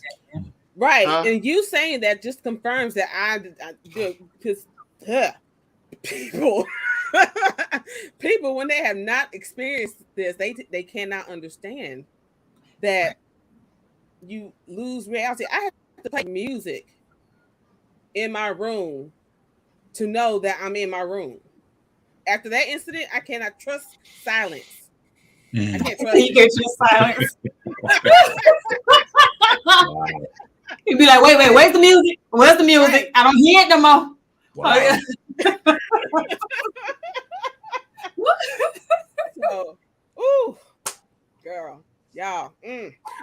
But beautifully animated. Didn't you say? I thought you mentioned last week that you or in your family you have people even in conscious states or in dream states that they envision things, because it seems like this is almost like taking it to another level. Like, you can have dreams, vivid dreams of something in this, but when you're in an NDE type of experience, it almost like it pushes it even further down the road. But I believe you said last week that even in your dreams, now I've had experiences where I've had literally 3 dreams that I woke up out of.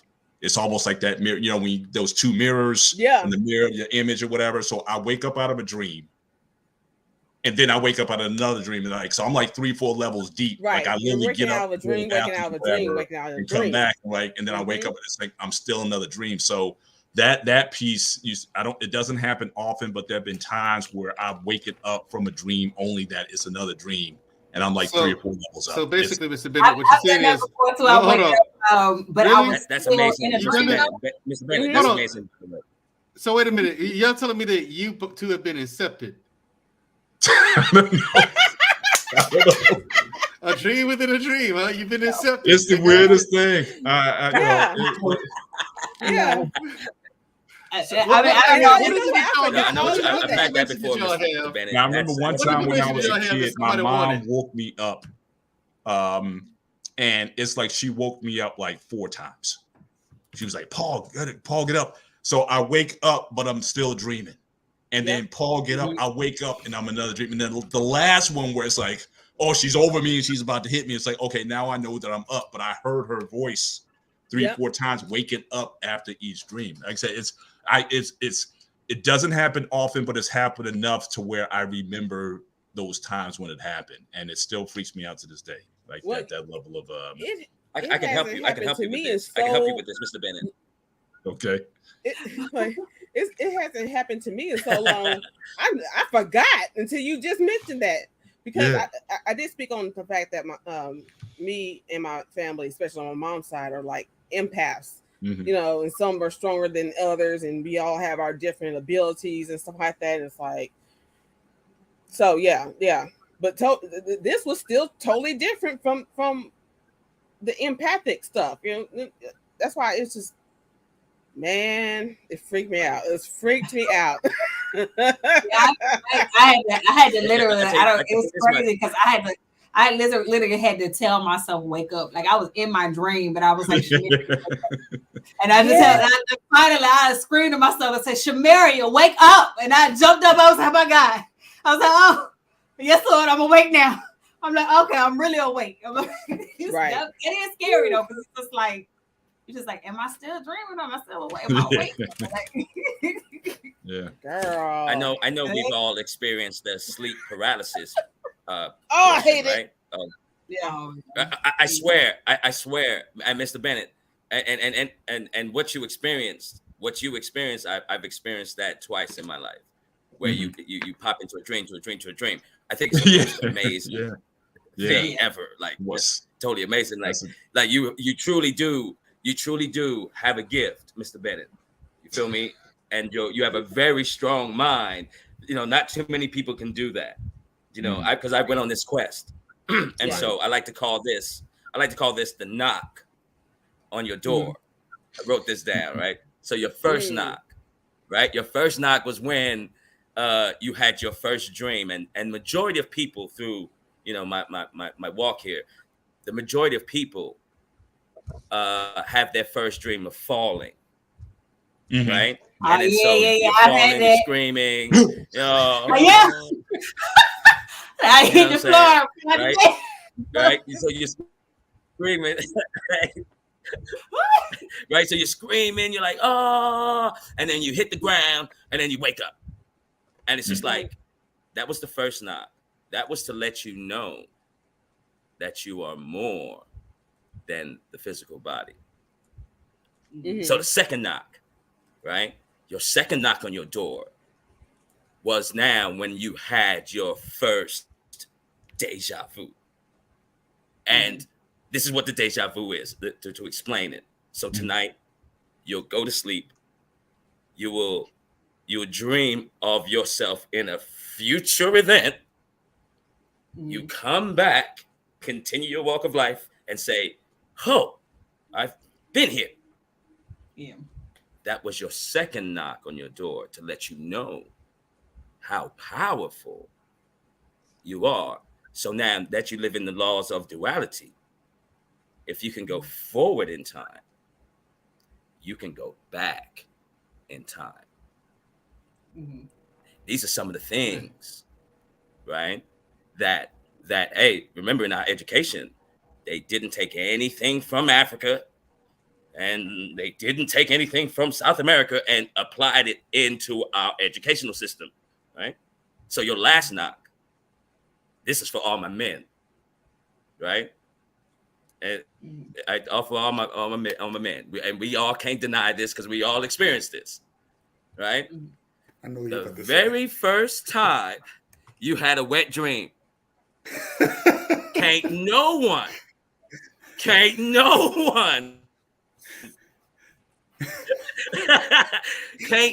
one tell you that didn't happen.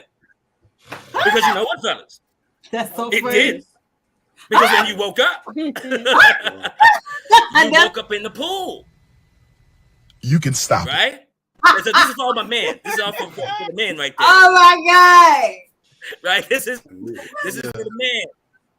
Right? To let you know how powerful your mind is and your soul, which we all don't have a complete understanding about, but I do. And I'll fall back on that. I don't want to scare, no problem, push too many. Right. No problem. You know Plus we have to give Yusuf and the world class an opportunity to have the mic too. Thank you though. Thank you. Hang on after the show. You know what I'm saying? I mean, for the after show. But Yusuf.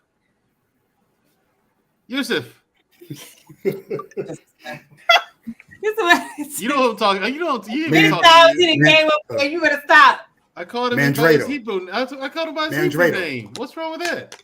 Mandrado. I'm the host. Okay, I get to do that. So, all right, Martin Lawrence, the host. Respect the host. That too. Oh. That too. What's going on, Joseph? How you doing? What do you have on the topic? Actually, I kind of want to pass the torch back to T. Riggles because he was on the roll, and I was just listening because he's like nailing it, man, from start to finish. So, gotcha. I'll give him my time. Well, we have to go on the world class then. That's unfair to him. Yeah. T. Riggles, we're going to come back to you. We're going to come back to T. Riggles because since Yusuf has yielded his time to you, you get more time on the mic. Noble from the world class. Batter up. He's like, hearing. It's going to go to the hearing. Okay, got it. OG J Speed. OG still learning. Oh, yeah. OG J Speed. OG still learning. Yeah. I should do the same thing. I should yield my time back to Mandrell so we can hit a full story. No, you can't. Right? Okay.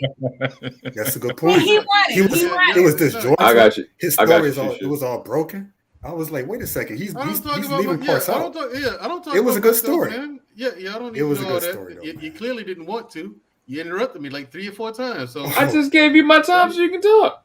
Yeah, it's not your fault. I'll tell you later.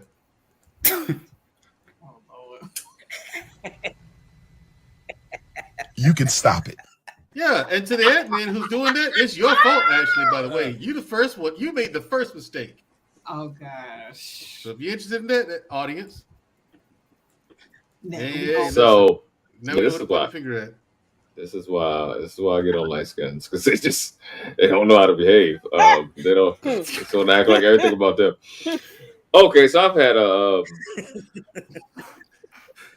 hold on, light skin hate around here, man. Look, myself, is it hate? Is like it? This.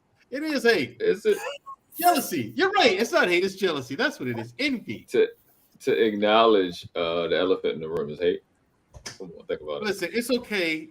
I understand it. It's not easy for me. You know, it's not easy to be a role model. You know, little punks looking up to you. You know, I have to make sure I'm on my P's and Q's. You can stop it. In case you're on the air show, you keep it short. Okay, it's all right. Though. All right. So here's the thing. So it's a lot. So I've had like the first one when I was really little. I don't even know what the hell happened. I just remember coming back to my body from like space. That's all I remember. I don't know if I was about to get out of here or I was visited or requested. I don't know what was going on. But when I came back, it felt like Gremlins was trying to climb up my chest. That's how hard my heart was beating. But I remember having like a lifetime worth of conversation.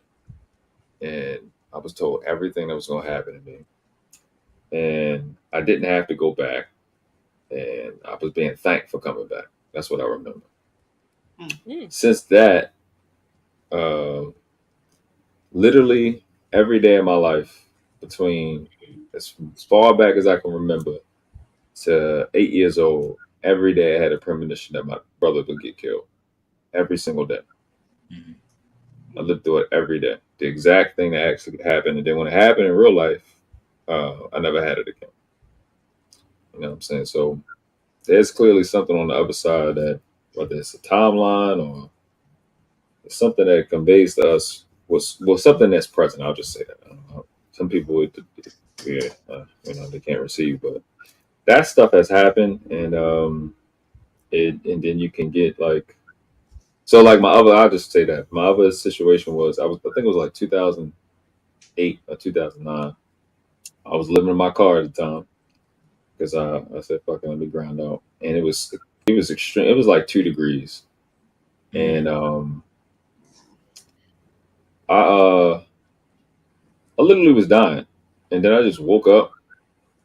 Like I remember having like the most peaceful dream. Like I was just in peace. And then something said, "Wake up," and then I woke up. Oh my god, it's like third worst pain I've ever had in my life. I felt horrible. I felt like my blood was slow. I felt prickly.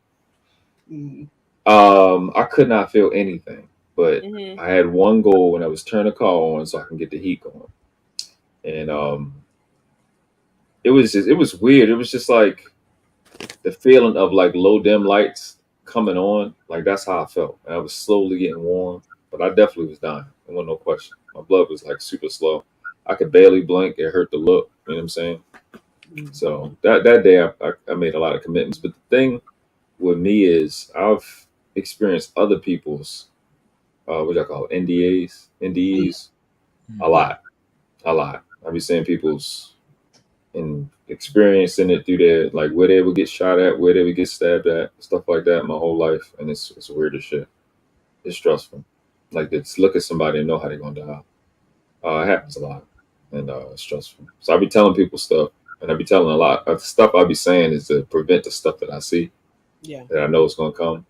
And yeah, it's very, very stressful. So I think the answer to the question is the fact that fiction is definitely fact. It's just that it's gonna take world-class brain power to really understand. You know what I'm saying? What we need to do in this life to make I guess that other life matter. Because I think there's a point. I was taught and told that the soul exists for purpose. Like you already have a purpose when you get here.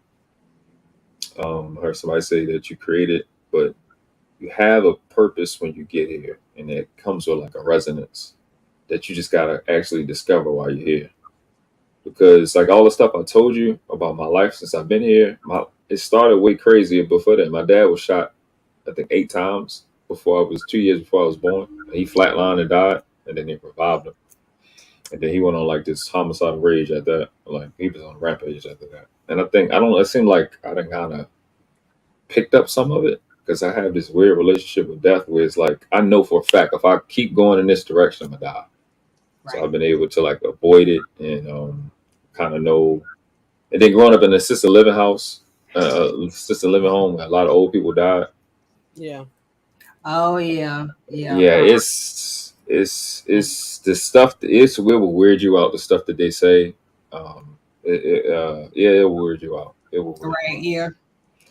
It will weird you out. So it's definitely something. And you'll have an old lady passing away, and she'll be calling for her aunt or calling for her child and stuff like that. Yeah, it's a lot. So there's something on the other side. It obviously has something to do with our brains. Thank y'all for playing that. And how it processes. I didn't have that type of experience. I just know how my body felt, and when I was close to it. But I think what it was. It just wasn't my time. I just was told to wake up. So I didn't really think about it. So yeah.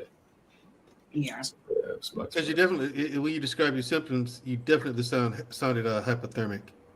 Yeah. Like for certain those. Yeah, you definitely sounded hypothermic. Yeah, it was extremely painful. Yeah, I mean, like the one I was describing is not my. That wasn't even the first near death experience I had. I mean, I've had a few, and they get the one is more screwed up than the next. It's weird, right? But too bad. Thank Black David. He fucked that up for y'all. Terrible. Hey, listen, we ain't let that go. Don't think we gonna let that go. You got to. But I have. Oh my God. What's up, JT? We see you up here. You can't trust Africans, man. What's up, fam? You can't trust Africans, I told you. We're gonna get the OG. You're gonna mess it up every time. You gonna give him a chance to speak. But the first one talk about Africa, honestly. You can't trust Africa, you can't trust your life. You can't even understand what you're saying. Number one. Right. Number one, light skin brother cannot be trusted. Number two, light skin brother are mostly short. What? It would help if you learned English before you moved to Number three, light skin brother get bald headed quickly. Ayo. You said something about Adebisi. I don't. That's a character from that show Oz. I don't. Other than that, I don't. Anyway, You talking about prison now? We yeah. He said David said something about prison talk or something. I don't know, but anyway, JT, he speaks whatever that is in Yoba. You want to crack joke now? Shortstop. That's fair enough. Anyway, come down for your first JT. We can talk. Oh wait, OG still learning. There you go. Yeah, he can go. Oh, okay, OG J Speed. This is this should be good. This is actually, believe it or not, ladies and gentlemen, one of my mentors in real life. OG still, he calls himself OG still learning right now. Most certainly. J Speed, what's going on, man? Welcome. Everything is fine. It's good to see all y'all good guys up here and chatting it away, and ladies. Well, let me put some bullshit into the ring, okay? Since we talking about afterlife and before life. Long time ago, me and God had a conversation. And I was looking at a movie, and I cut the movie off, and I said, God, if I cut this movie off, would you talk to me? And God said, sure. And so I cut the movie off, and I say, God, what is all this is really about? You know what I mean? I be reading these books, and I be hearing Reverend Hoop and Holler and dance a while, Deacon, and I not really understanding this. And so what's happening? So me and God was having this conversation, and I found out something very important. Now, some of you might think it's a joke, and some of you might not. I figured this thing out.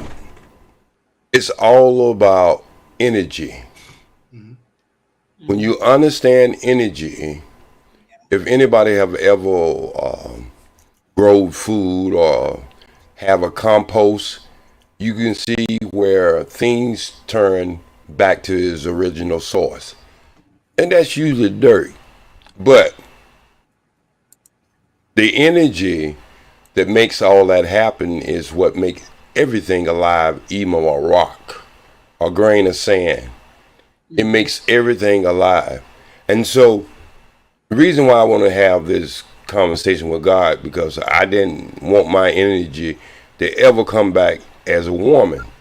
I mean, I probably could make some of my money back if I did come back as a woman, but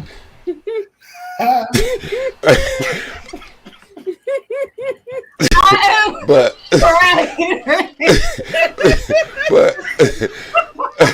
bang, it's the other stuff that I have had to go through to get my money back. So I wanted to come with that understanding, and so I just simplified all this. What you apply? I simplify, like simple and fi. And so, all right. yeah, okay. Don't y'all all scholars come at me at the same time, all right? But anyway, I say scholars. But anyway, to make this things more simple, if you understand energy, it's just like water, and I had to say it that way, water, because when I say water, y'all don't know what the hell I'm talking about. But anyway, I had to overemphasize when I say water. But anyway, water changes into whatever is contained or around or anything else. And when you understand energy, it has the same property. It can do the same thing. So sometimes your energy can really fuck you up. I'm have to say that, because if you start listening to a song and it's by YMCA and you start dancing to it, like, you could be going through some stuff that me and God already talked about. What's going on? YMCA. Y'all remember that group, right? Mm-hmm. What's happening? You talking about the village Everybody people? know who YMCA is, You talking right? about the village people? Yeah. The first alphabet people. Okay, yeah. These are the original alphabet people. Yeah. So if you start patting your feet to they, so if you start patting your feet to that type of music, you might be in a little trouble, and you didn't have that conversation with God like I did. But to make a long story short, which is impossible to do at this moment since I've been going so long. What's going on? We trying to figure it out. We trying to get to the pearly gates. Just hold on, just a minute. World class. We're gonna get to the pearly gates, and I'm following the light. I'm following the light. Okay, but just to break things down, okay, and the only way I can understand it is it's energy. Energy. God only can be everywhere at any given time, including yourself. It's because energy don't dissipate. It only changes its form. And so when you understand that, you can pretext go into the future, go behind the future, because that's all we're all a part of one source. And that's why we can know things that we never experienced. That's why we can see things and have these deja vus and all this other stuff. It's because there's a form of energy that's always happening. You know what I mean? And so that's the way I look at it. I mean, I did have wet dreams, and I still have them sometime at my age, and that just lets you know I'm not getting none at this moment, because that's usually. How old are you? Well, I won't tell you my age, but I can tell you the first Bible. Well, let's put it this way: the first rocks that Moses brought down, my name was at the bottom. I signed it, so you can understand where I'm coming from. So signed it in rock. Yeah, I signed it with another rock on a rock. Right. Yes. That's the way it happened. We didn't have tools back there, and we didn't have AI or none of this other the phones and shit y'all have now. We didn't have none of that stuff. Well, we had to use back then, J-Speed. No, we used rocks. Wait a minute. All our spears and stuff was made out of rocks first. Oh, okay.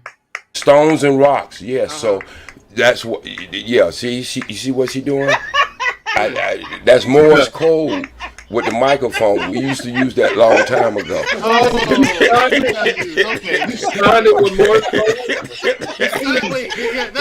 We did before the first language. Yeah, before the first language came about, we used smoke. I mean, the Indians use mostly smoke. They use the smoke, and that's the way they communicate. But beauty was showing the Morse code of ancient time. And if it start ringing or starting to lighten anywhere around y'all, you know she called that up with a spirit and the energy. What's happening? We trying to follow the light. We following the light. We in the light. So that's all I have to, my input of this afterlife, but before life. I believe, my last thing I'm going to say, I truly believe you live forever. But what happens is, if you don't complete your journey in this life, you have to come back and start all over again. I think you have different levels that you have to complete. Say what? I don't want to start all the way back. All the way. Well, we can tell you start. We can tell that Mandrell have started all over again, because he used to be about that nasty, about 3 feet tall.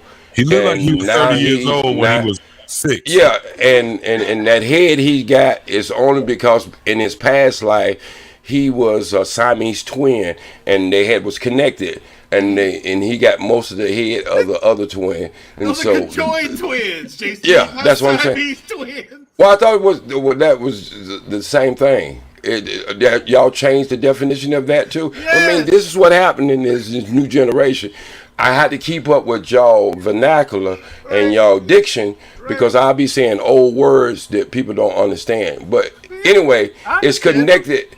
It's connected with the head, and sometimes it can be connected with the shoulder. Sometimes it can be, and these people get married too. So I can tell Mandrell was married. He was married back in them days, huh? He was married to a Siamese twin.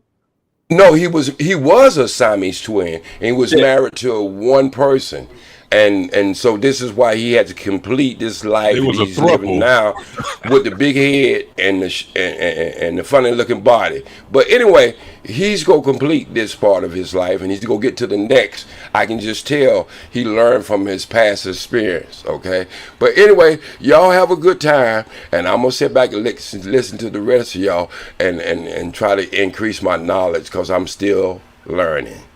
Thank you very much. The legend. Keep talking, brother. Keep talking, brother.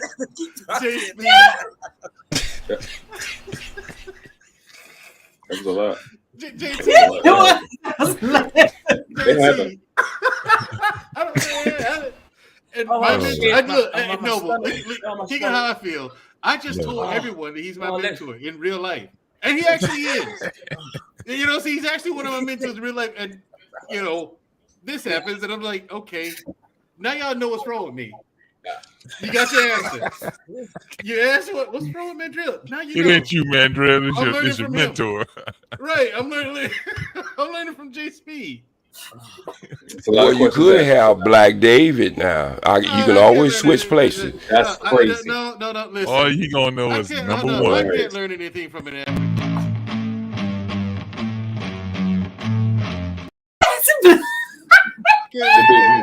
You know what? Play it a little longer. Do it again. Oh Lord. There you go. Get it.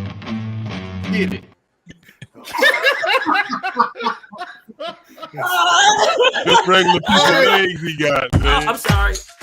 Hey, look. Sorry, y'all. Look. Whoever's in charge of the admin. See, that's Mandrell in his other life. Go, Mandrell. That's Mandrell in his other life, and you see he gained a lot of inches in height since then. That is over.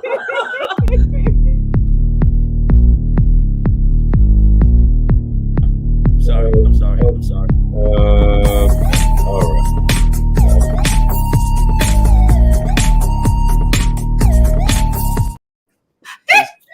Chicken wings. It's the ball. Did you notice how he pushes her? He literally pushes her out of the camera. He pushes her away. Like that's why she fell. We don't got to worry about the afterlife. We don't got to worry about the afterlife because we got an apartment in hell. All of us. Yes, we do. Yeah. JT, no, please. We do not discriminate. Before things get any more insane, look, the thing is, look, I have a brand new guest viewer tonight. Okay, in the chat. So before we run her off, JT, please. JT, would you? I'm holding out hope, JT. Okay, don't all right, put it in. No, you hold out hope with me, bro. Go it's ahead. Just pressure. I'm good. You gotta follow OG. Put it in perspective. What is? Yeah, you gotta follow OG J Speed. I mean, what you gonna do against that? What were we talking about?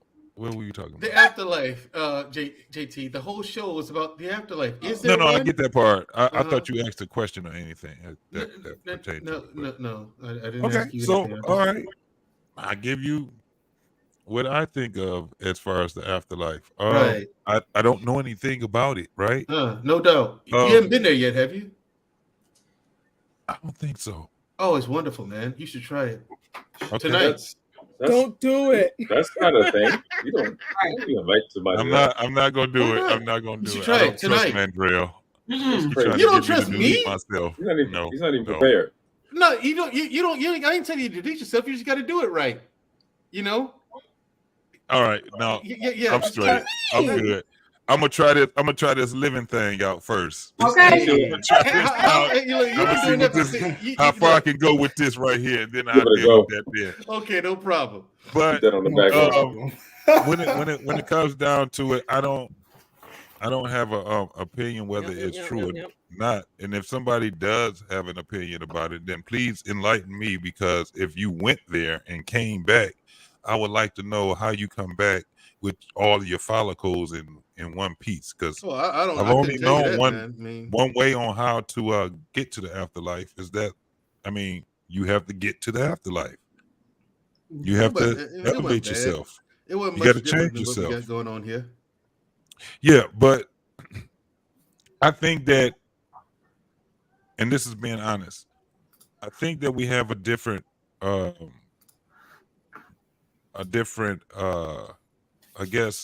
mission once we get past where we at right now. Once we die here, I think our energy goes somewhere else. I just don't know what that is. Mm-hmm. However, I will, the way I think about it is that I think it just goes to the energy, core to other earth or whatever it is. I think that it is a different dimension. I think we have way more than one dimension. There's 11 of them. Yeah. There's 11. Yeah. So I do believe that. I just don't know too much more about that part. That's why I remember being a kid and remember when people were saying that if you die, you go to hell. If you didn't do what you were supposed to do here on earth, or you go to heaven if you did do what you were supposed to do on earth. And then it got to a point where I was just like, well, as I got older, I seen that people that did good also did bad shit too. Yeah, that's true. On earth with an F. On earth with an F. As you've been saying, it's just, right. That's a good kind. But it did get me to a point where it veered me closer to the belief that heaven and hell is here on earth. I think there we go. Yeah, I literally live in hell, Baltimore. So. Yeah, but I also understand that there's two different a multitude of different avenues to us as a person, right? We got the human side, we got the spiritual side. One is matter and the other is spirit. Mm-hmm. And this is why we come with these concepts of what is intuition and gut feeling and all these different things, because that's the spirit side of us. Mm-hmm. I also look at it as when I greet people, like I work in a hospital, so before I get to my office, I always count how many people that I greet and greet me back, right? One of the reasons is that it just feels to me is that our spirits are waving at each other. That's why we can talk to perfect strangers just, at the whim. Hello, how are you? I think our spirits know each other. I don't think that they know each other as like how we are as humans, but I do think that our spirits they combine with one another. And because we are in this shell, we wave at each other. We talk to one another when we don't even know one another as far as humans. So when it comes down to the afterlife, I think that there is an afterlife. I just think there's a different mission. I think that there's a whole different concept to that. I just don't know what it is. I read enough books to know that there's some people that's probably closer to that than I am. No, you read books and found out nobody else knows what they're talking about either. Yeah, I mean, you got to die to come back. But right, you know what I'm saying? Right, you know what I'm saying? Yeah. You read books and found out no. And I must warn y'all, due to the fact I work in the medical field too, sometimes gut feeling can be just nothing other than gas. So you got to be very careful with your gut feeling. They show you that, don't they? They always smiling at you. Think they smiling at you. No, that baby got gas. That baby got gas as well. Words to live by. Look at my boy Freeze. Oh, look. Thank you very much, JT. He gonna give me a headache. Now I think we got Blackman and Unfiltered. Are you still there? Because yeah, I'm here. We got CJ from CJ 100 from the 5100 podcast in the chat. You know what I'm saying? For some, I guess he's trying to learn. Yeah, but for him, he's from Memphis, so it's hard from Memphis to learn anything. Get off my boy. It's like they all right, Mr. Bennett. To learn it. Have a good day, Mr. Bennett. All right, Mr. Bennett. Have a good night, my brother. Appreciate you. Take it easy, Mr. Bennett. I'll use my time to bring up. Your audience is asking you questions, and Shushu's been trying to get your attention for 5 minutes to tell you that. Tell me because what. you're not paying attention to the back chat or the chat. No, I am not.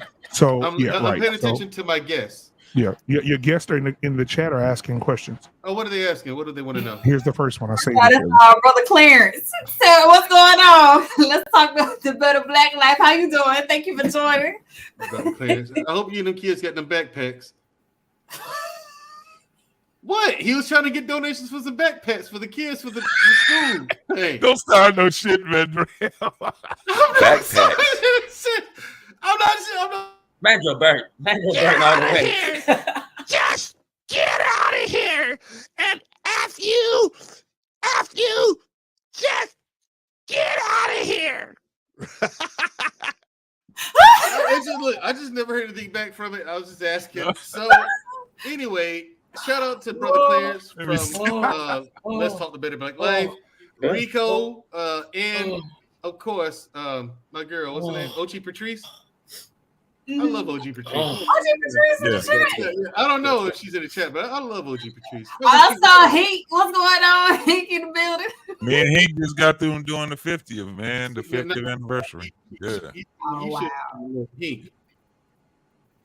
He said, what? Hank should have warned me this morning, man. That was never mind. I'll tell you about it later. I met somebody that look, there was a person beyond gone. I mean, the only thing you do is I was sounding like Hank then. I was like, God. Right. Like that's all I can say. All I can do is do the same thing he was doing. Damn. So we have a question from Let's Talk the Better Black Life. Yeah. Question to Mandrell and Shu Shu is question number 3 from Let's Talk the Better Black Life. Should the afterlife be used to threaten humans to be virtuous in the life cycle? No. Yes. Absolutely. No, it should not. This niggas is dumb. No. Oh yeah. No. You know, you got a damn point. We gotta start scaring these dumbass. What you say? You got a point. We need to start scaring these dumbass. If you cuss, you go to hell. You gonna die. Oh. It should not be used to threaten. The afterlife should not be used to threaten. Here's the thing: you threaten me with an afterlife, I'm going to be good either way because at least I know I'm still going to be alive. I just don't want to die. I'd rather be immortal. That's what I want for myself. Yeah, you fat, bald-headed, no-neck midget. I sentence you to 3,000 lashes for conduct unbecoming a black man. Yeah, I want to live forever, unlike Dr. Umar, because he's going to. Yeah, you say that until your ass is 150 years old. You be like, Lord, please take me. I don't want any deterioration, so I guess I should go with eternal youth as well. Yeah, unlike Dr. Umar, who looks like he's trying to fat himself to death. But also, could you? So what now? But could you deal with being immortal? Because I've thought about that, right? And it's like when you see older people and they've been losing friends and family. Yes, it wears down on your spirit, your soul, and your mental, your emotions, everything. So can you be immortal? Listen, hold on, Mandrell wants to be Duncan McLeod of the Clan McLeod, and there can only be one. Yeah, here's the thing. I got a solid answer for you. Listen, when it comes to that, things that are problems to you, they're not problems to me. I've accepted death as a part of life. I just accepted I'm going to lose people. People are going to die. But see, this is the thing, though, man. I'll tell you what you haven't experienced. What? You haven't experienced losing a child. You haven't. If you ever get to the point where you get to say that you are 150 years old and you outlive your great grandchild, that shit would it'll take a wearing on you. You don't have. Well, how? I'll have more. You're insignificant to the world. You're insignificant to the world. Nobody's gonna be. You're just gonna be here like a ghost. You don't outlive. But that's not the point, JT. The point for me is to see where it's all going. Well, I want to see where this is all going. Earthbound spirit, that's what they call them. Like I want to see that don't like fully cross over. Because they're held. You ain't gonna never see where it's gonna go though. But if I live forever, I will. We some old ass people, man. Human beings are very old. I think we don't take that in account. I think we just don't really understand the magnitude of how old we are. We are old. We're some old motherfuckers. Not old No, we enough. not. No, we're not.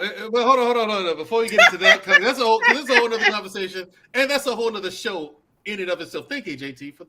Can I address some of that? Can I get just a little bit of potato salad on that? Because I mean, I'm trying to.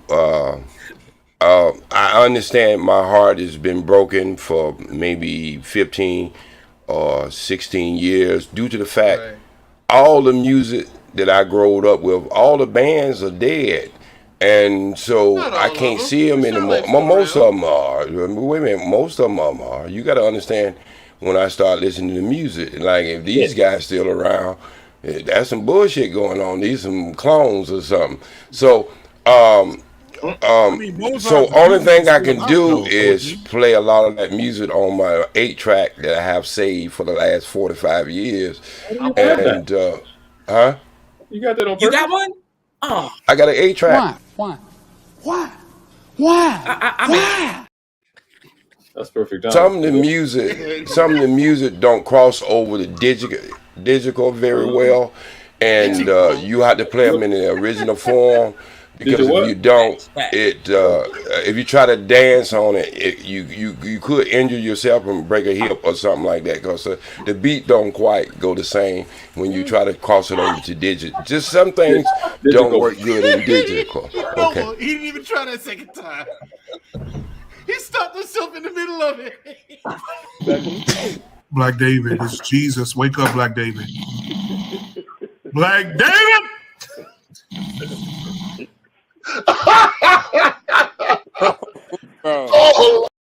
We did show you how to ride a hippo. But anyway, Does the audience have any more questions for us? Yes. Yeah, please. You have one more question here. I just want to know. Again from the Better Black Life. Okay. The question states, question number 4. Do you have to have a certain faith to be accepted into the afterlife? Why does a certain faith should matter? I mean, it's a good question. Yeah, I mean, my thing is this. Hold on. If you're talking about, because here's the thing, all gods are like described as, just and fair and all these other great things. Well, and understanding and all that. Well, if you're so understanding, why does what you believe in matter? Because what you believe in is largely dependent on where you grew up, what region of the planet you grew up on. You know what I mean? Like it's like Shamari and I got into this last week when I said, if you were born in Delhi, you're not going to be a Christian, and if you're born in ancient Rome, you most certainly will not be a Christian, nor a Muslim, nor Jewish. Right. So my thing is, like, it depends on the time period you're born in, the region of the planet. Even today, there are Aborigines and people who live in the rainforest who've never heard of Jesus Christ nor God. Their entire civilizations never heard of any of that. Right. So I mean, why would he judge them for something they had no control over? They didn't have a choice. They didn't know you existed. Yeah, I don't think he will. But how I think is morality and ethics. Those are something that human beings learn over time. Like, when you're doing something wrong, and there are people who just don't want to do the wrong thing. That's every civilization. That is universal amongst all humankind. It's a part of that shared energy that we're all connected with. You know what I'm saying? And with this whole thing, I do lean more towards OG on this when it's about energy. Energy is connected to everything. Everything's made of the same substance. Everything is. Noble made a point about this the other night. He's like, everything's made of the same, made of atoms, and atoms are just simply atoms. There's nothing different from one atom to the next. It's just one atom may turn into a pencil, another atom turns into a desk. We don't know why that is. Why one atom turns into one thing and another atom turns into something completely different, but they're both the same thing. So there's still a lot that we don't understand, but we're all connected because we're all made of the same stuff. There is proven science for people who live in India who believe that a cow is God. In the afterlife, they have said many a times they have died and came back, and they work in rodeo in the afterlife. So the people, they work in a rodeo or so work in something deal with animals. In the afterlife, they're tortured and eaten. They actually work as a cowboy or something in a rodeo. So that's So what the they cows usually. in the afterlife are then tortured and eaten. That's crazy. No, the cows get to live on heaven here. In the rodeo, they get to have somebody ride on them and put ropes around them and tie up their legs and stuff like that. But they don't get killed though. For BDSM. Now bulls is another story. But that's not them praising the bull. They praise the cow. Right on. This out of control at this point. Yes, my mentor, ladies and gentlemen. Sorry. Like I said, people, now y'all know what's wrong with me. Hey, BMU, this your fault. It is. It's BMU's fault. I blame him. All day. What do you blame me for? This is your fault, man. This is your work. Black David. No, it's National Midget Month, and you've having your way. You're the one that allowed Black David to show up here in a white beater. Okay. Excuse me. Looking like I'm just saying. He really did have a white beater on. He really did have a white beater on. And look, his beard and mustache wasn't trimmed up. Nothing. Didn't have no haircut. I'm just saying. Look like he ain't groomed Why do they himself always in pick on the light bright? Why are they picking on you, Mandrell? Mandrell, what light bright? What? I don't think he's jealous.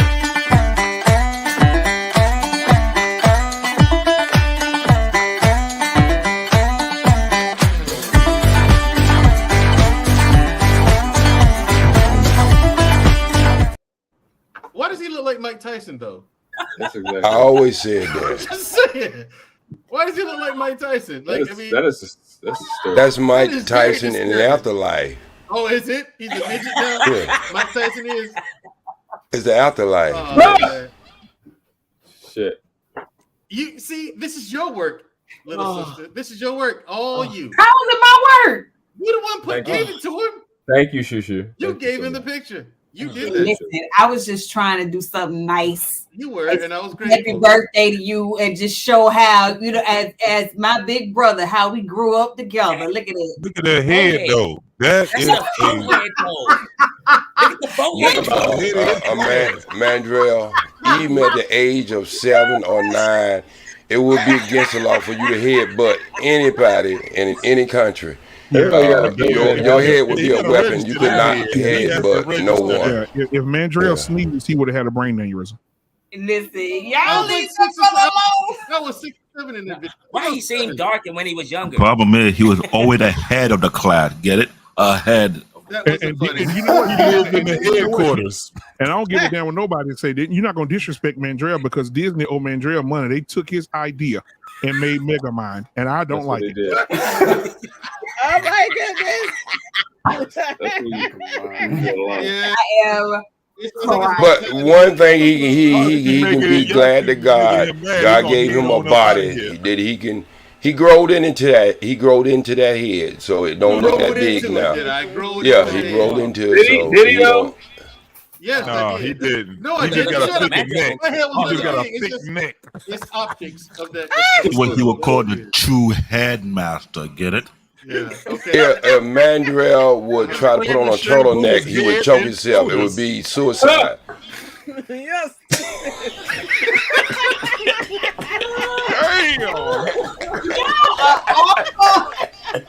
Yeah. He's headed in the right place, though. That's all right. Oh, snap. Oh, my God. You want the heavy? Hey, man, all y'all are headed to hell. Mode. Look at that time. That man said, "Oh, y'all headed to hell." You know what? You know what? It's okay. My little sister can't even do nothing nice for me without you guys taking it and turning it like that. Look at this nonsense. Look at this. Look at this. Oh, that was Mandrell's cousin. They came after him. A grown man's tie You wasn't supposed to have that big ass tie. They needed it because it was only size that could fit around his head.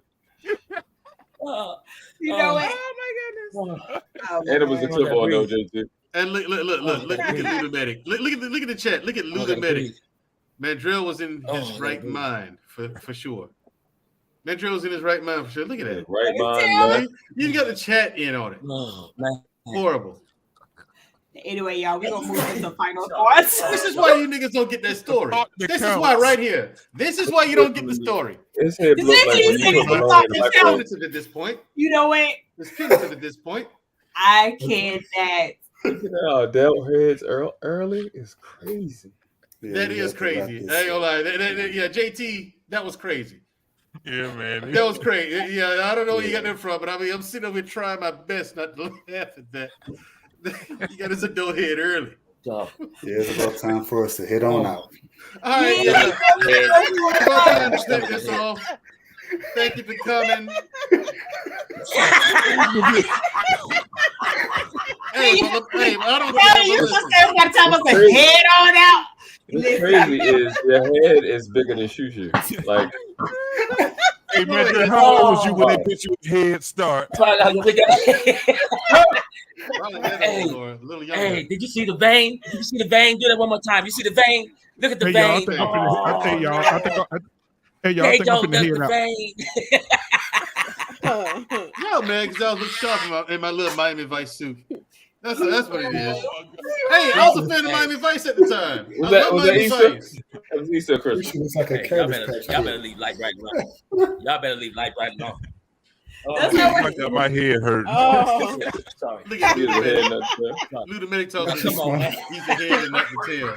And that necktie is lean. JSP, do you have any final thoughts on tonight's show? Oh yeah, okay. The final thoughts. The show was off the hook, and I'm glad we're finally hating life so much. We're gonna start thinking about the afterlife. This is a good start for the human race to start thinking about the afterlife. But I need to warn y'all, they got this new virus that's coming, and it's real. And they've been talking about it in Europe, and they're shutting down places in Europe, and it's supposed, well, this might affect everybody. They could say people with big heads won't be affected by this new virus. So,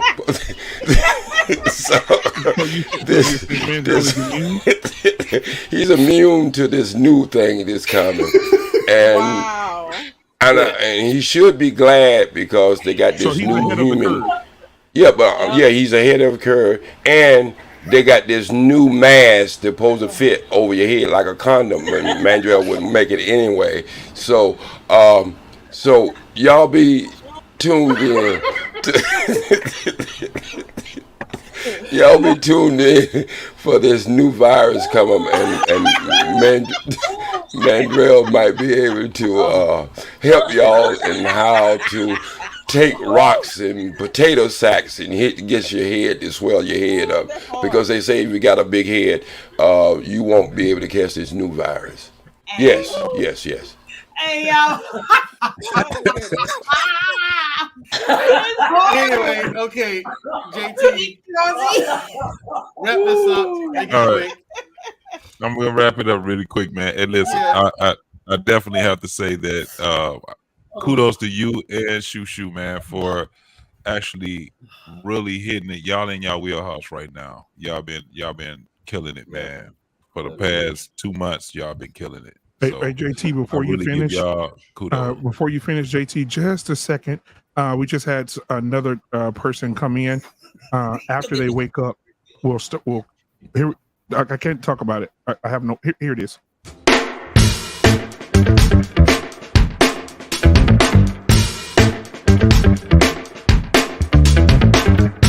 Nigga, wake up.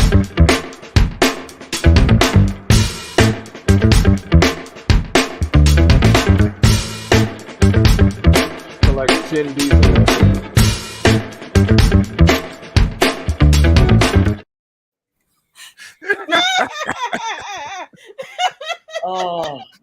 Oh. Dusto. Oh my god. Oh my. This show has been brought to you by Genius. Dust Asleep. Dust Asleep.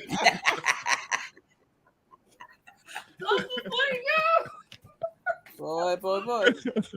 If you Oh get my sleepy, God, man. dust it. Oh shit. Oh, sorry. I feel like I'm in church. JT, my aunt is here. It's all right, man. It's your first time here on the show. Yeah. We get it. Don't worry. It's like this all the time. I just want to say this real quick.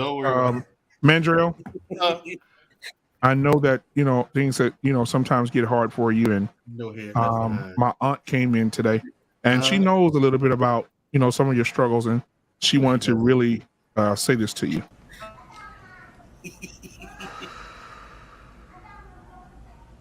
Unbreak my heart, say you love me again. Undo this hurt you caused when you walked out the door and walked out of my life. Unraise this. Thank you, Blackman, for Unfiltered, for your final thought. Appreciate it. Now, we're gonna move on. Why does it sound like she's yearning? No.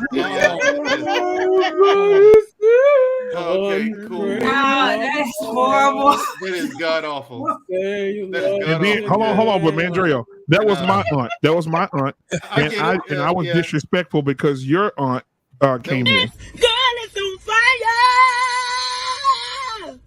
This girl is on fire. This girl is fire. This girl is on fire.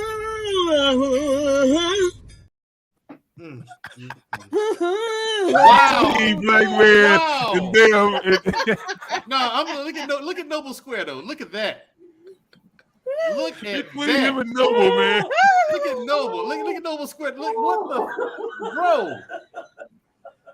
What? No, bring it back up. Full screen. Full screen. Shoot. That's who it is. Shoot, You I never told seen you. that? Come on, hey. Get it, Shoot. Come on, work Get it. Oh, hell no. Look at it. Look at Look at the hole. Look at the hole in his arm. Yeah, that's it. What's going on? It's my sister. My God. I just want to know, was she trying to get the role for Aretha Franklin in that movie, or what was going on with that? I don't know what's going on up there in Noble Square. I mean, that was clearly. You know what? I'm gonna move on because I'm gonna say something rude. You in her DM, I'm in her mouth, we not the same. Flipping the funk, the heat, the fire, got the flame. Came with the gift, the gab, and blessed with lots of game. Be mad at me, they know I'm not to blame. You in her DM, I'm in her mouth, we not the same. Hey, Plies be killing it though. Is that the passion? Oh no, that wasn't the passion. Cool. Yeah, that was Kurt. Yusuf, let's hear from you. Yo. You haven't had a chance to say anything. You need your time for some reason. But Yusuf. Yeah, I'm here. It is your turn. Shalom.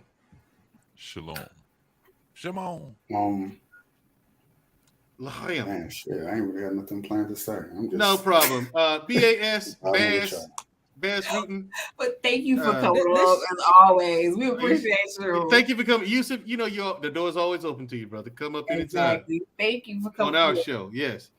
This show has been brought to you by Dust a Pillow. Dust a Pillow. Oh, that's actually not a hell no. It's squabbling out there now. Yeah. I'm mad he sprayed the hairspray in his mouth. That's what about it on the train. Oh my goodness. But animated and pulled the dusto out on there. Yeah. What?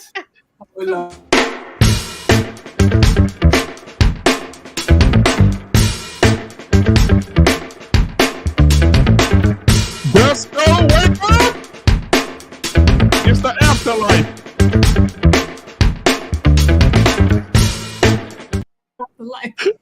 He says afterlife. Yeah. okay, On that first aunt that was shown, didn't it look like her necklace was a choker? It was choking her. Don't give me any ideas.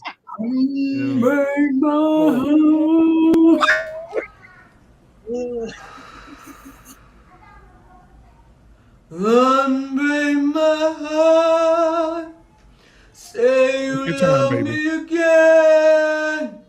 Look for Mandrell. Hurt you cause when you walked at the door. Your shirt the same color as his background. She's choking. She's choking.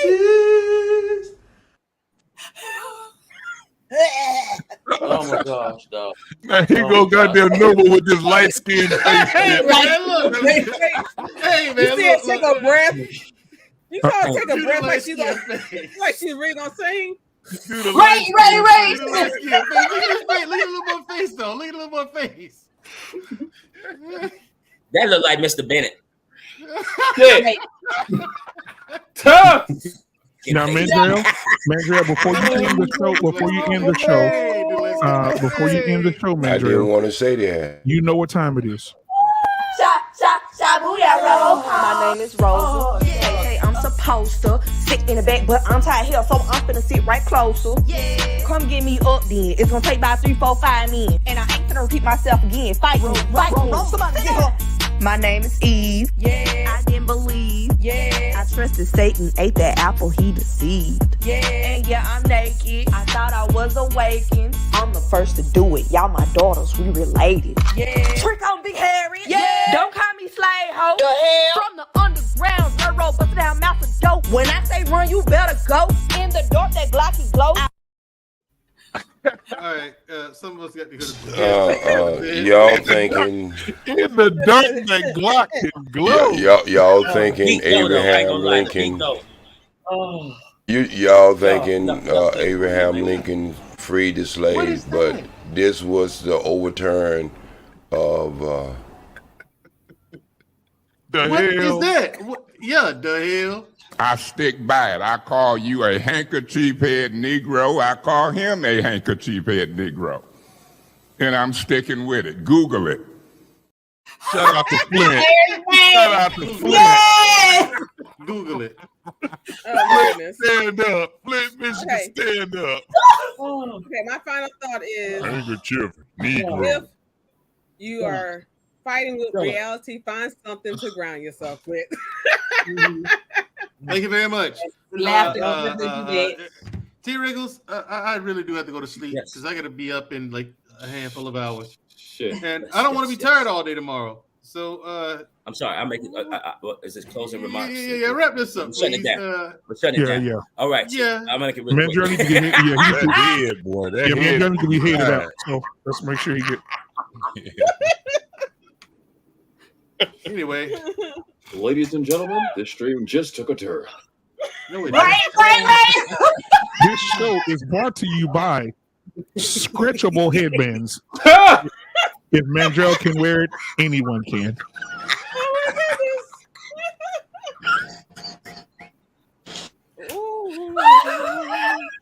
Look, my sister's still cute though. Hell yeah, she is. Right. Damn right.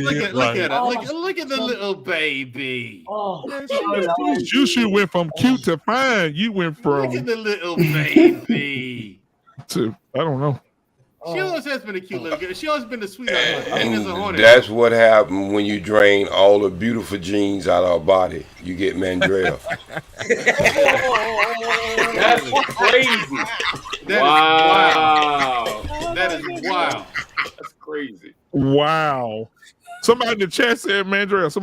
Y'all gonna stop disrespecting Mandrell. Somebody in the chat said Mandrell head look like a motorcycle gas tank. Hey, listen, y'all gonna leave fucking Mandrell alone. Somebody in the chat said that.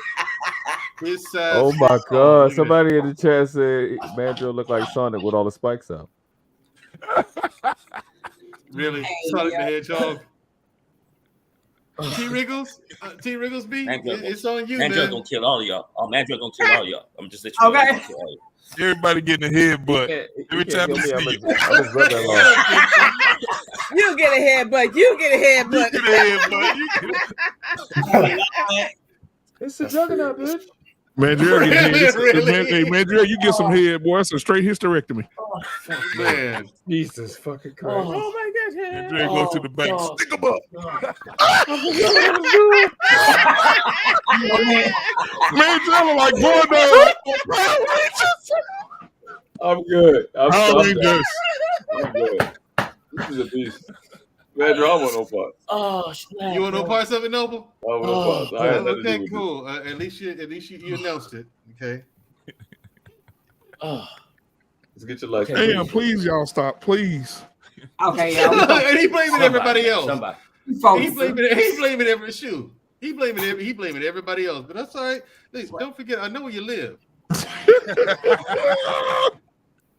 Okay. Hey, but if you get your ticket now, you can head out pretty early. Hey, yo. Good. It's better to get a head start. Parachute head at. Isn't it though?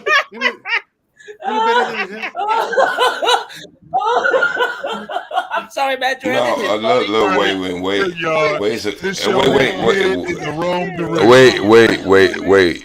Wait, just a damn minute. OG, do you know who Charles White is? Yeah, but we can't do this to Mandrell because Get together, old man. It's all right. All you doing is thinking. I'm trying to do it nice. YouTube do not let people pick at people and expect.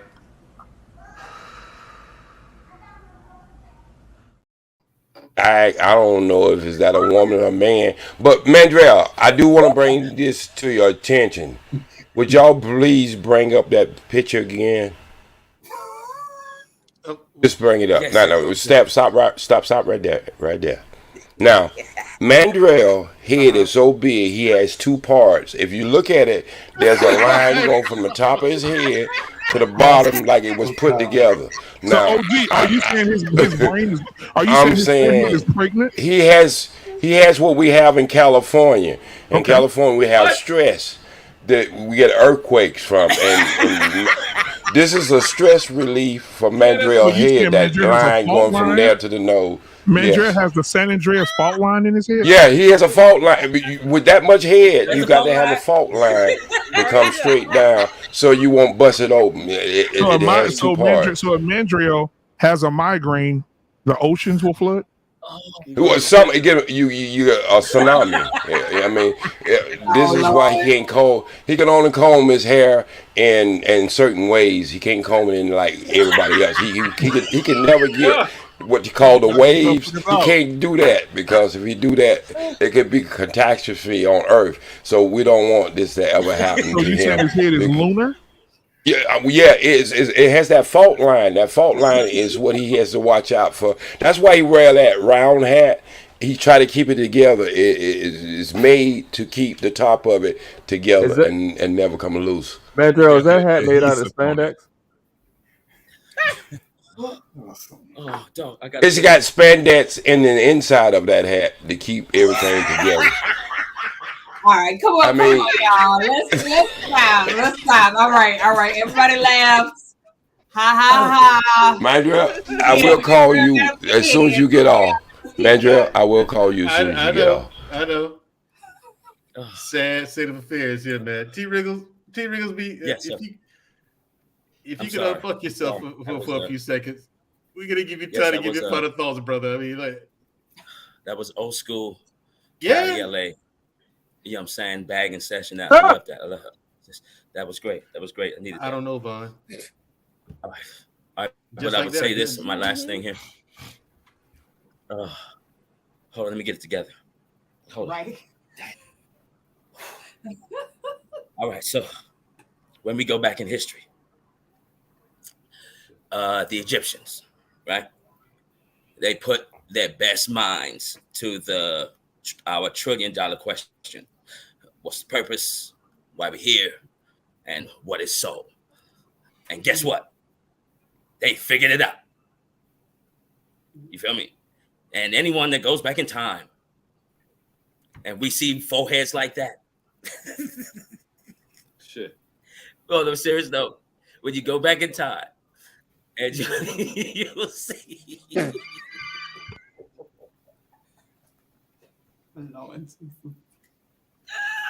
sorry. Shu Shu, this is I gotta cover my forehead. Oh. My fault. How you gonna say it's my fault? Because you blessed us with this picture. You said because away. You blessed us with this picture. You put the picture like shout out about your brother. Dog, I got like the biggest headache right now, yo. Like my head is pounding. Oh my goodness. Man, you look like a junior insurance salesman. Well, I mean, T. Rigglesby, that's cool. No problem. You're new here, and we gotta make sure you're indoctrinated. So I had to calm down because I just got word that we found a video of you yourself when you were preaching last year. Please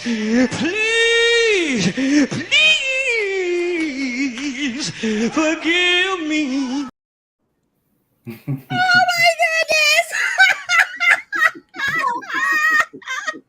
All right, Noble from the world class.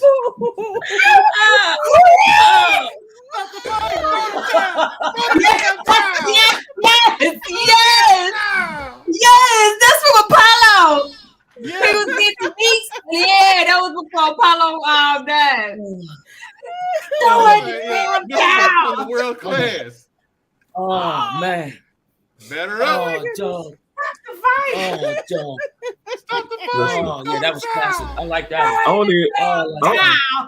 I don't even know what we're doing anymore. I'm just. I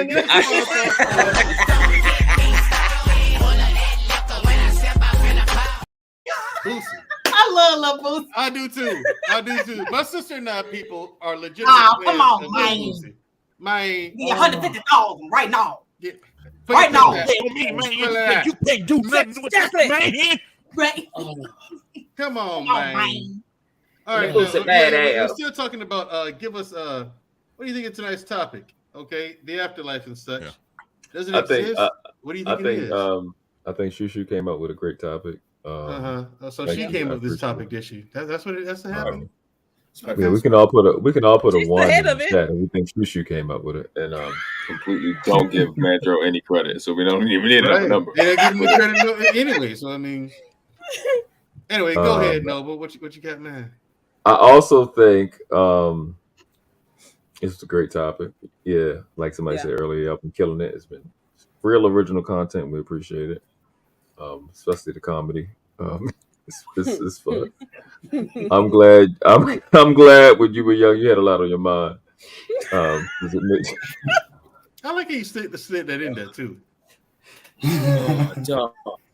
Whoa, we're gonna pause right there. You like how he slid that in there? We're gonna pause. Pause. You gotta relax.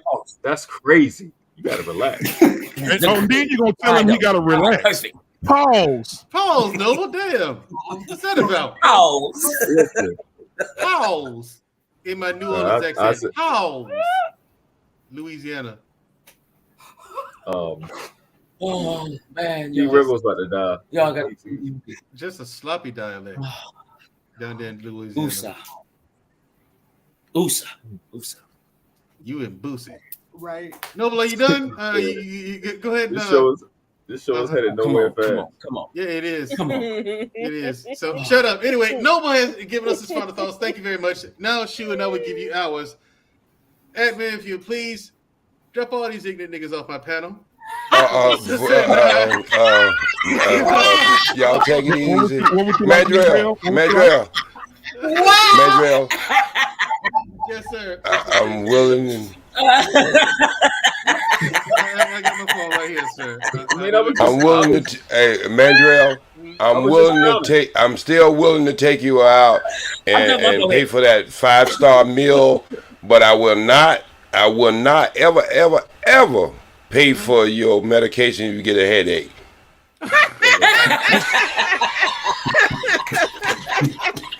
Wait, if the headaches are bad, what do you think about the migraines? Woo.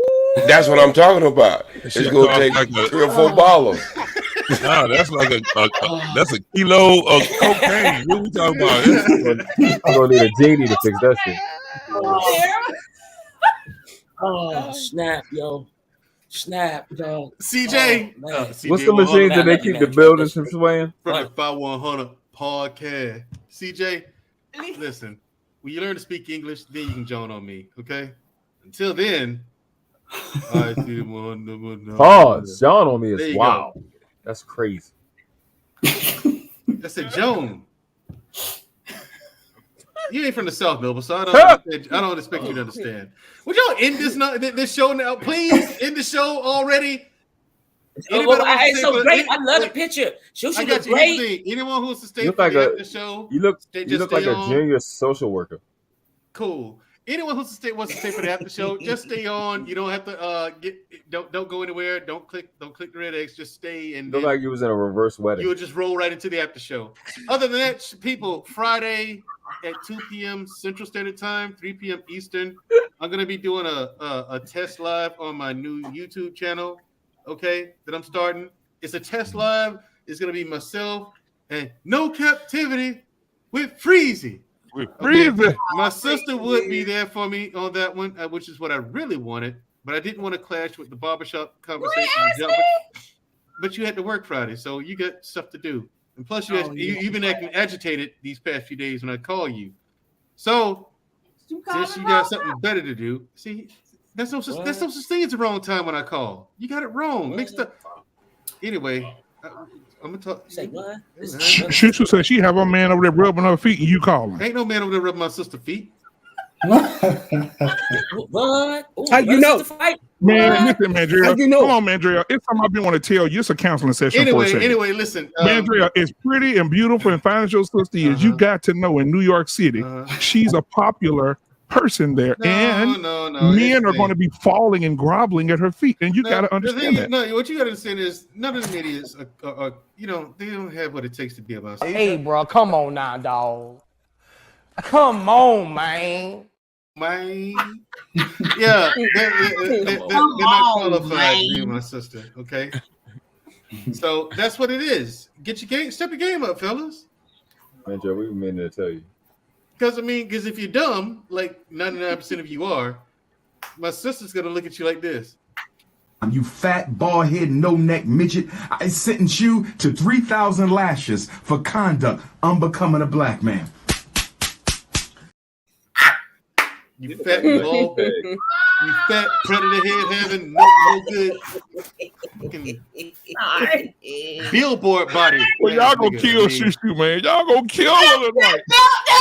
He killed me with that. Don't laugh at Blackman up to it. These yeast rolls. These nigga feet look like yeast rolls. Shit.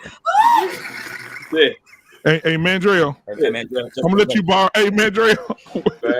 You got a V-neck on. Your feet look like yeast rolls talking to me. All right, listen. Also, people, when it comes to my new YouTube channel, I'm doing a series where I'm gonna be losing 50 pounds, and you can, if you want to lose weight too, just follow the same process that I'm doing. You know what I'm saying? I'm gonna start the channel off about health and wellness. Friday's not gonna be that show, but I'm also gonna do a show once or twice a week about something completely different from health. Just engage with you guys and give you guys a different flavor. Because like the new person, Dawn Harden, she frequents dust panels and retardation. So she's she deals with that all the time. Idiots. So I think that's why she finds our shows so refreshing, Shu. Yeah. Because it's not about dumb shit, and we're not dumb people. But the rest of the niggas over there, I mean, they just yeah, they could be a channel full of 10 people, and they out of all 10 of them, you can't grab 2 brain cells to rub together. You know what I'm saying? They're just man. Anyway, but it's fun to watch. It's entertaining. So yes, you all hold on if you want to be in the after show. Chop it up there. There you go, and him too. There, good. And do the. Why do I have to tell you how to do your job? I don't understand this. But anyway. Hey, bro, come on now, dog. Come on, man. Lou Medic. Shut up. Okay. I'm sorry. No, I understand what you're so much to say. Wait, hold on. CJ said 50 pounds ahead. Pounds Lord ahead. have mercy. Oh my But yeah, God. the thing is, you're gonna see every workout that I do, every exercise that I do in this series, and I've gained weight on purpose. I've gained this weight on purpose because I believe that if you're gonna lead, my leadership style is lead from the front and lead by example. What's the name of your YouTube channel? It's called The Big Picture. Okay. Yeah. Because you just said my YouTube channel. People gonna be looking for Mandrell. They're gonna be looking for the big picture. Yeah, that's not where it's going. It's going to the big picture. So that one. So yep. Yeah. Y'all check that out. Subscribe to the channel and hit the notification bell. Let's see. Hold on. Let's see if I can find it. Yeah. Oh. Well, we'll see. Yeah, everybody, support your boy. Okay, I ain't done nothing wrong to y'all. We got you, Mandrell. No, you don't. No, y'all don't. You don't love me. You see him laughing with them. About all the crazy Ladies stuff. and gentlemen, while Mandrell is still out talking longer than the Nile River in Africa, I would like to say to him, congratulations on his show. Please go and subscribe and like and leave a comment to let him know that you have subscribed to show your support for Mandrell. Hit that like button, subscribe button, and content will be coming as soon as he delivers it. Turn on that notification button so you know when Mandrell goes live. Subscribe to The Big Picture today. Have a great night. Yeah, right. I just put it in the chat. So if everybody wants to look in the chat and scroll through the chat and click the link, go over there and subscribe. We greatly appreciate it. Okay. Anyway, Mandrell also has a OnlyFans page called The Oiled Light. So make sure you go over and subscribe to The Oiled Light on the OnlyFans. I'm crying. I'm crying. Anyway, oh,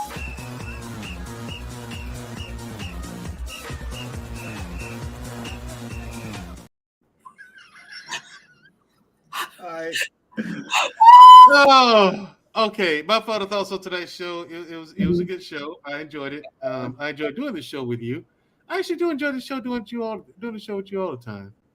Oh, me too. Yeah. It's fun. You make it fun. It's cool. The rest of them, not so much.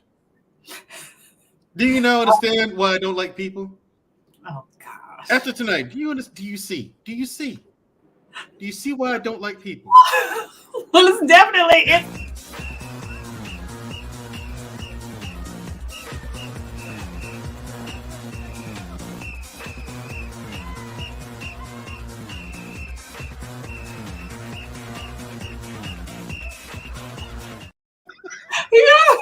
That's hilarious. I don't care who you are, man. That's funny.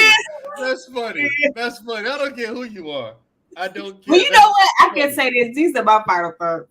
If you would take anything else from this, whether or not there is an afterlife, I can't say I know for sure, but I do believe that there is somewhere else we go once we pass on from here, because there are just way too many things that are unexplainable that we could describe as like supernatural that happen in this world, in this life.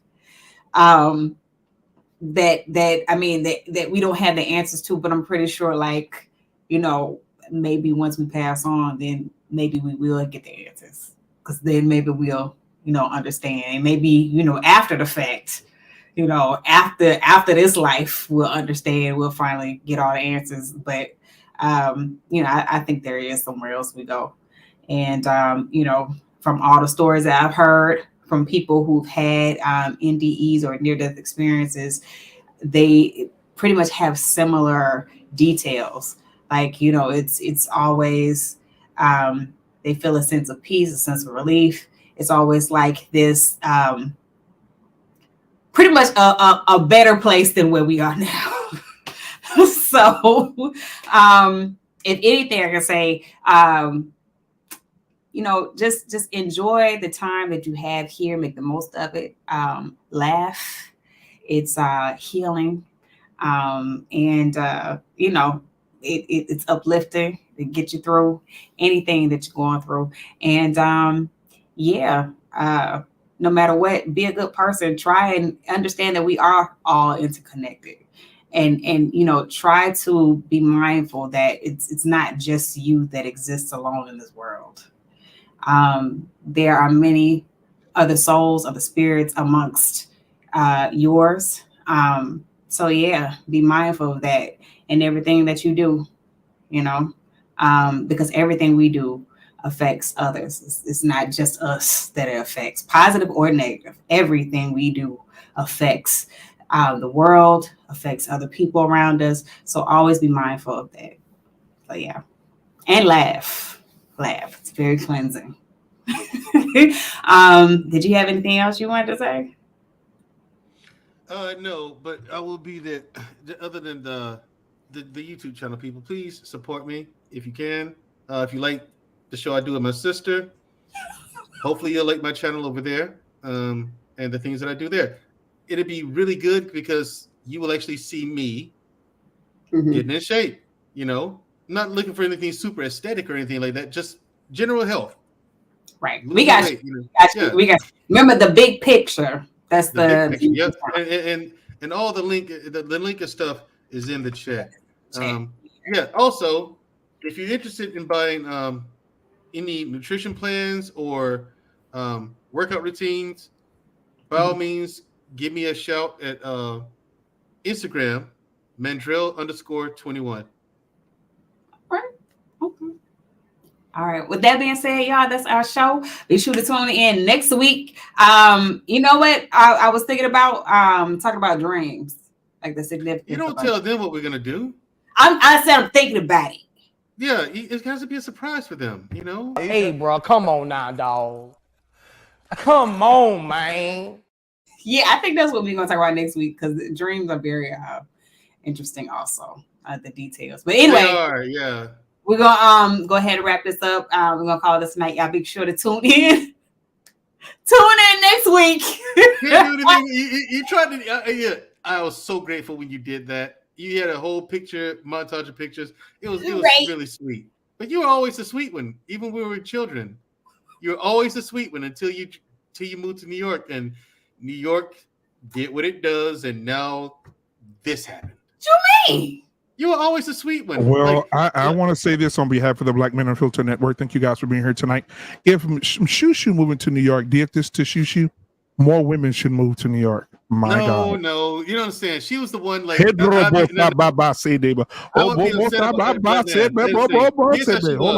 Honestly, the contrast. Hold on. I'll be upset. Yes. How am I shape? I'm sorry. I had to remind myself where I was at. Praise God. I'd be upset with something. Don Harden. I would be upset about something as a kid, right? And then my sister would be so sweet. She'd be like, "Yeah, but if we lemonade, everything could be better. Everything could be filled with cakes and candies." Like she was always the bubbly, sweet. You did the right thing. She was a super sweet child and always a good-hearted person. She gets to New York, motherfucker. Oh, I'm like, wait, what? Shu Shu? What happened? I know it was hard growing up living with a brother who needed an exorcism. You guys have a great night. Anyway. You have a good night too. Tune in next week. Tune in next week, everybody. Apparently we're going to be talking about dreams and the significance of. Well, I'm not going to tell you the details. You have to tune in for that. Right here on the Blackman Unfiltered Network next Wednesday, 8:30 p.m. Central Standard Time. Also, go over to the Big Picture. Good stuff coming up there too. Right. All right, y'all. We done.